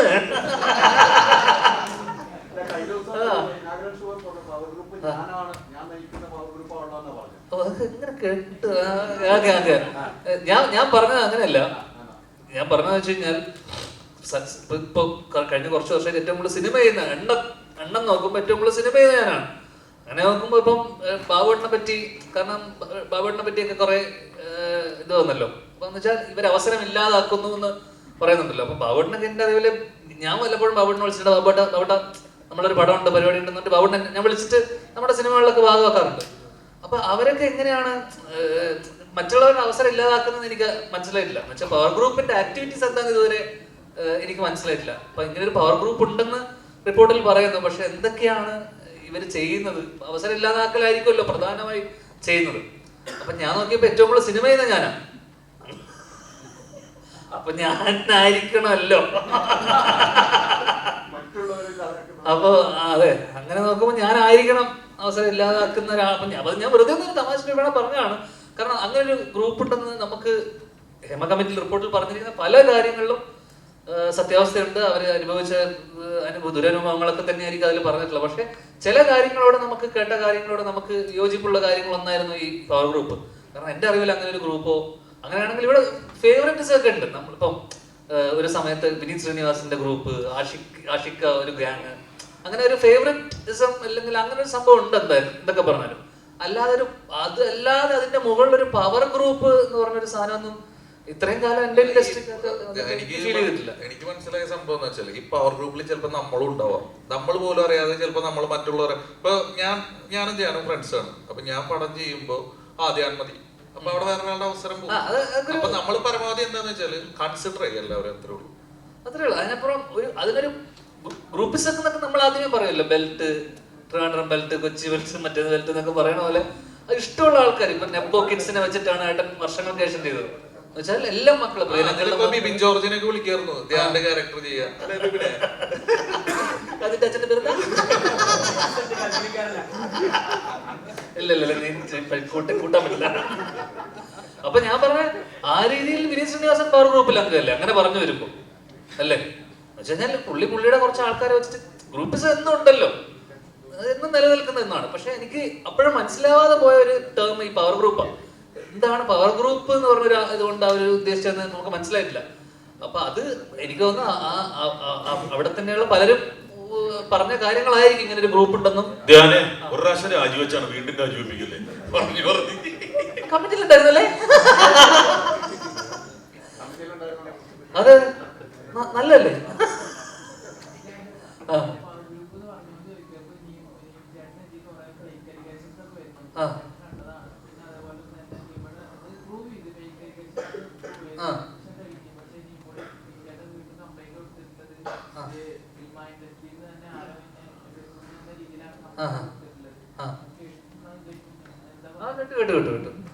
അല്ല, ആദ്യം കംപ്ലൈന്റ് കൊടുക്കേണ്ടത് മാനനഷ്ടത്തിന് ആ സ്ത്രീക്കെതിരെയാണ് കംപ്ലൈന്റ് കൊടുക്കേണ്ടത്. കാരണം അത്രയും ഇങ്ങനൊരു നിൽക്കുന്ന ഒരാളെ പറ്റി ഇങ്ങനൊരു അലിഗേഷൻ പറയുമ്പോൾ അവർ പറഞ്ഞത് തുടക്കം മുതലേ പരസ്പര വിരുദ്ധമായിട്ടുള്ള കാര്യമാണല്ലോ അവർ പറഞ്ഞത്. അതിനകത്ത് യാതൊരു അടിസ്ഥാനമില്ലെന്ന് അത് കേൾക്കുന്ന ഏതൊരാൾക്കും മനസ്സിലാവുന്ന കാര്യങ്ങളൊക്കെ തന്നെയുള്ളൂ. അപ്പൊ പിന്നെ അതിന് ഇതായിട്ട് അനുബന്ധിച്ചേട്ടൻ വന്നിട്ട് ആ ഡേറ്റിൽ നമ്മുടെ അവിടെ വർഷങ്ങൾക്ക് ശേഷം സിനിമയിലായിരുന്നു നിവിൻ ആ സമയത്ത് 14-15 തീയതികൾ.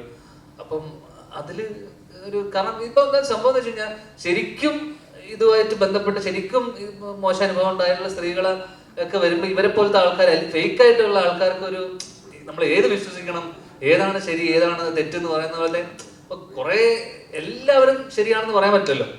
അപ്പം അങ്ങനെ ഒരു കൺഫ്യൂഷൻ വരും ആൾക്കാർക്കും എല്ലാവർക്കും. കാരണം ഇന്ന് ഏതെങ്കിലും ഒരു കുട്ടി എനിക്കിങ്ങനെ ഒരു അനുഭവം ഉണ്ടായെന്ന് പറഞ്ഞാൽ ഉടനെ കേസ് എടുക്കേണ്ട ഒരു സാഹചര്യമുണ്ട്. കാരണം ആര് പറഞ്ഞാലും നെക്സ്റ്റ് സെക്കൻഡ് പ്രതിയാക്കുകയാണ്. അപ്പം അതോടൊപ്പം തന്നെ ഇതിനൊക്കെ കൃത്യമായി തെളിവില്ലെങ്കിൽ ഇതൊന്നും നിലനിൽക്കില്ല. അപ്പം ഇതിനോടൊപ്പം തന്നെ സോളിഡ് ആയിട്ടുള്ള എവിഡൻസും ഉണ്ടാവണം ഇതൊക്കെ പ്രൂവ് ചെയ്യാൻ പറ്റുന്നത്. അപ്പം അത് എനിക്ക് തോന്നുന്നു നിവിൻ്റെ എനിക്ക് തോന്നുന്നു അത് അങ്ങനെ തള്ളിപ്പോയി. അത് കൃത്യമായിട്ട് ആൾക്കാർക്കും കേൾക്കുന്നവർക്കും എനിക്ക് തോന്നുന്നു പോലീസുകാർക്കൊക്കെ മനസ്സിലായിട്ടുണ്ടാവണം ഇതിനോടകം. വീണ്ടും മലയാള സിനിമയിലേക്ക് കൊണ്ടുവന്നിരിക്കുകയാണ്. എങ്ങനെ ഉണ്ടായിരുന്നു റഹ്മാൻഖാൻ? മൊത്തത്തിൽ നേരത്തെ പറഞ്ഞെങ്കിലും ഈ സിനിമയിൽ അഭിനയ സമയത്തും നിങ്ങൾ വെറുതെ ഇരിക്കുന്ന സമയത്ത് റഹ്മാൻഖായിട്ടുള്ള ഒരു കോംബോ എങ്ങനെയാണ്?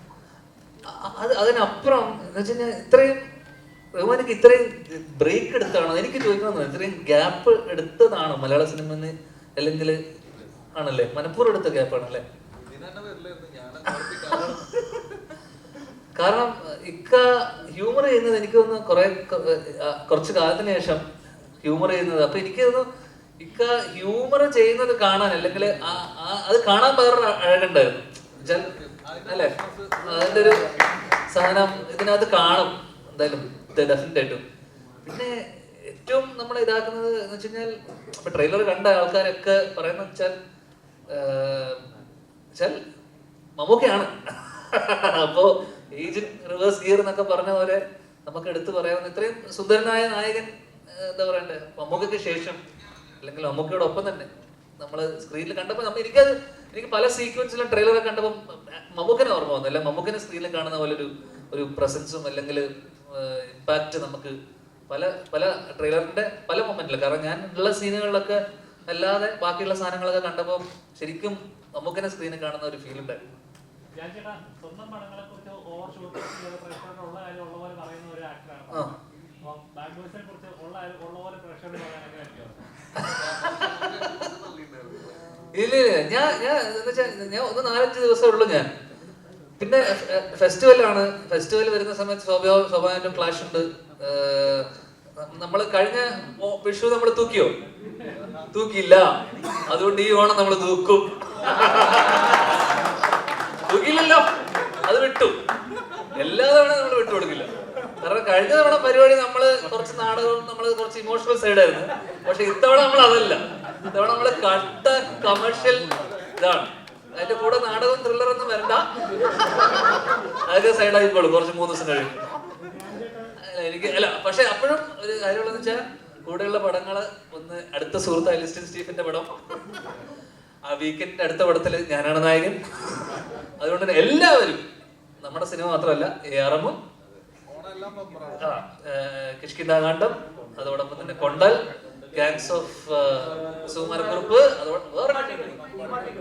മാധവന്റെ ഫസ്റ്റ് പടം, ഡെബ്യൂ പടം. അതുകൊണ്ട് എടുത്ത് പറയണം, നിങ്ങളൊക്കെ പറയണം. അതിന് സുരേഷങ്ങളുടെ മകന്റെ ഫസ്റ്റ് പടമാണ് കുമ്മാട്ടിക്കളി. ഇത്രയും സിനിമകളുണ്ട്. അപ്പം ഡെഫിനറ്റ്ലി ഫെസ്റ്റിവൽ ആകുമ്പോൾ എല്ലാ സിനിമകൾക്കും സ്പേസ് ഉണ്ട്, എല്ലാ സിനിമകൾക്കും അതിൻ്റെതായിട്ടുള്ള സിഗ്നിഫിക്കൻസ് ഉണ്ട്. കാരണം നമ്മളൊക്കെ ഒരു കാലത്ത് ഒരു സിനിമ കഴിഞ്ഞ ഓണത്തിനൊക്കെ ഒരു സിനിമ കഴിഞ്ഞ അടുത്ത സിനിമയ്ക്ക് പോയി 2-3 സിനിമകൾ കണ്ടിരുന്ന സമയമുണ്ട്. അപ്പം അതേപോലുള്ളൊരു ഈ ഹേമപ്രശ്നങ്ങളൊക്കെ ഒന്ന് തണുത്ത് നിൽപ്പുണ്ട്. അപ്പൊ അത് കഴിഞ്ഞിട്ട് നല്ലൊരു ഓണക്കാലം അത് സിനിമയ്ക്ക് എല്ലാ രീതിയിലും ഗുണം ചെയ്യട്ടെ എന്ന് ആശംസിക്കുന്നു. എല്ലാ സിനിമകളും ഓടട്ടെ എന്ന് ആശംസിക്കുന്നു.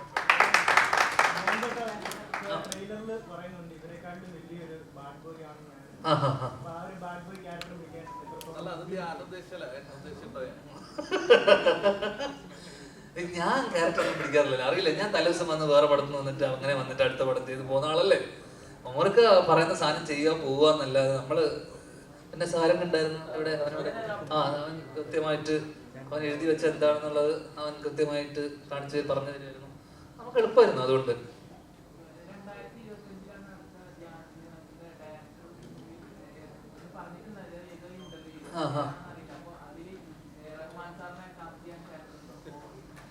അതൊക്കെ ചോദ്യ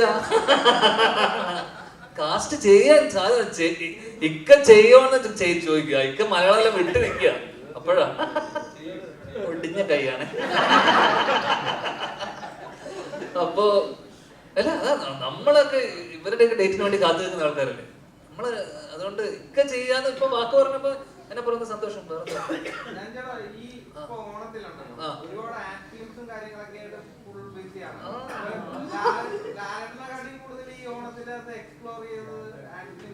ലാലേട്ടനെ മൈജിക്ക് എന്നെ വിളിച്ചിട്ട് എനിക്ക് ഡേറ്റിലായിരുന്നു പോകാൻ പറ്റില്ല. നീരജ് ചെയ്തല്ല, മൈജിക്ക് വിളിച്ച സമയത്ത് ബേസിലും ഞാനായിരുന്നു. ഞാൻ ആ തിരിയുടെ മലയാളിക്ക് പറഞ്ഞ എടാ അവർ പറയുന്ന പൈസക്ക് പോവാം, അവരപ്പോ ലാലേട്ടനേക്കാളും പൈസ ചോദിച്ചിട്ടുണ്ട്. അപ്പൊ അവര് പറഞ്ഞു ലാലേട്ടനെ പോലും ഇത്രയും പൈസ ഇല്ല മോനെ, വേണമെങ്കിൽ വന്ന് ചെയ്താൽ മതി എന്ന് അവര് പറഞ്ഞു മൈജിക്കാര്. അങ്ങനെ അത് പോയി.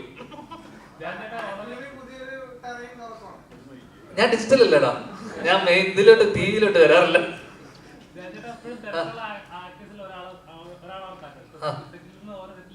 പ്ലസ് പരസ്യം, ഇനോഗ്രേഷൻ കട്ട് ചെയ്യുന്ന കണ്ടിട്ടില്ല. ഇത് ഇങ്ങനെ കട്ട് ചെയ്ത് വേദന എടുക്കണം. അതെ അതെ അതെ അതെ.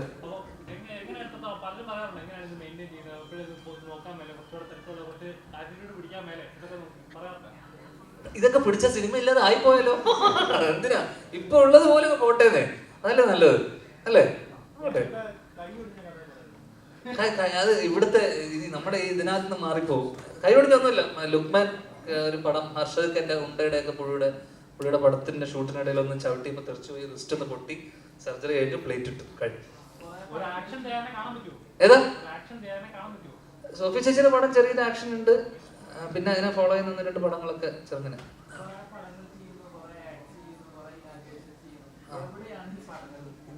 ഏതാ പൈസയാ? ഇന്ത്യൻ ടാക്സിലാണോ ഞാൻ? എടാ അതൊന്നും പറയാൻ പറ്റില്ല ഇപ്പൊ. എന്തിനാ ഇപ്പൊ അതൊക്കെ അറിഞ്ഞിട്ട് ഇപ്പൊ നിനക്കിപ്പോ ഇതൊക്കെ ഞാൻ ഇവിടെ വന്ന് പറയണോ?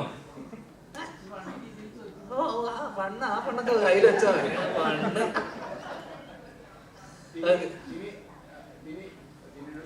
ആ കോമഡിക്ക് ടൈമായിരുന്നു.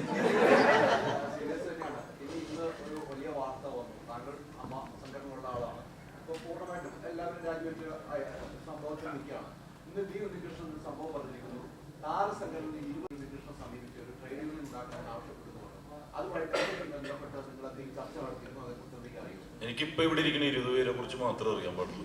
വേറെ ആൾക്കാരെ കുറിച്ച് ഒന്നും അറിയില്ല, വേറെ ഒന്നും അറിഞ്ഞിട്ടില്ല. നമ്മൾ വേറെ കമ്മ്യൂണിക്കേഷൻ ഉണ്ട്, എനിക്കറിയില്ല. ഈ 20 പേരെ കുറിച്ച് ഞാൻ പറയാം. ഹൈദരാലിക്ക് വേറെ പണിയില്ലേ, നമുക്ക് ബാഡ് ബോയ്സിനെ കുറിച്ച് സംസാരിക്കാം.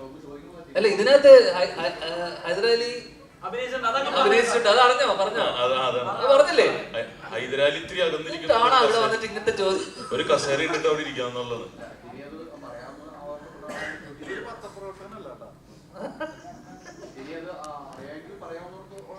ഞങ്ങള് തമ്മിൽ അഡോക് കമ്മിറ്റി ഉണ്ട്, പക്ഷെ അവര് തമ്മിൽ ആരും അറിഞ്ഞിട്ടില്ല. ഇപ്പൊ ഞാൻ സഞ്ചരിക്കുന്നത് ഈ ഗ്രൂപ്പിന്റെ കൂടെയാണ് 20 ദിവസമായിട്ട്. അപ്പൊ അതുകൊണ്ട് ഈ 20 പേരെ കുറിച്ചാണ് എനിക്കറിയാവുന്നത്. കൃത്യമായിട്ട് എല്ലാ കാര്യവും അറിയാം. ബാലയുടെ തന്നെ എല്ലാ സീക്രട്ടും എനിക്കറിയാം, ബാല ഉൾപ്പെടെയുള്ളവരുടെ. പുറത്ത് വന്ന് ഷൂട്ട് ചെയ്തിട്ട്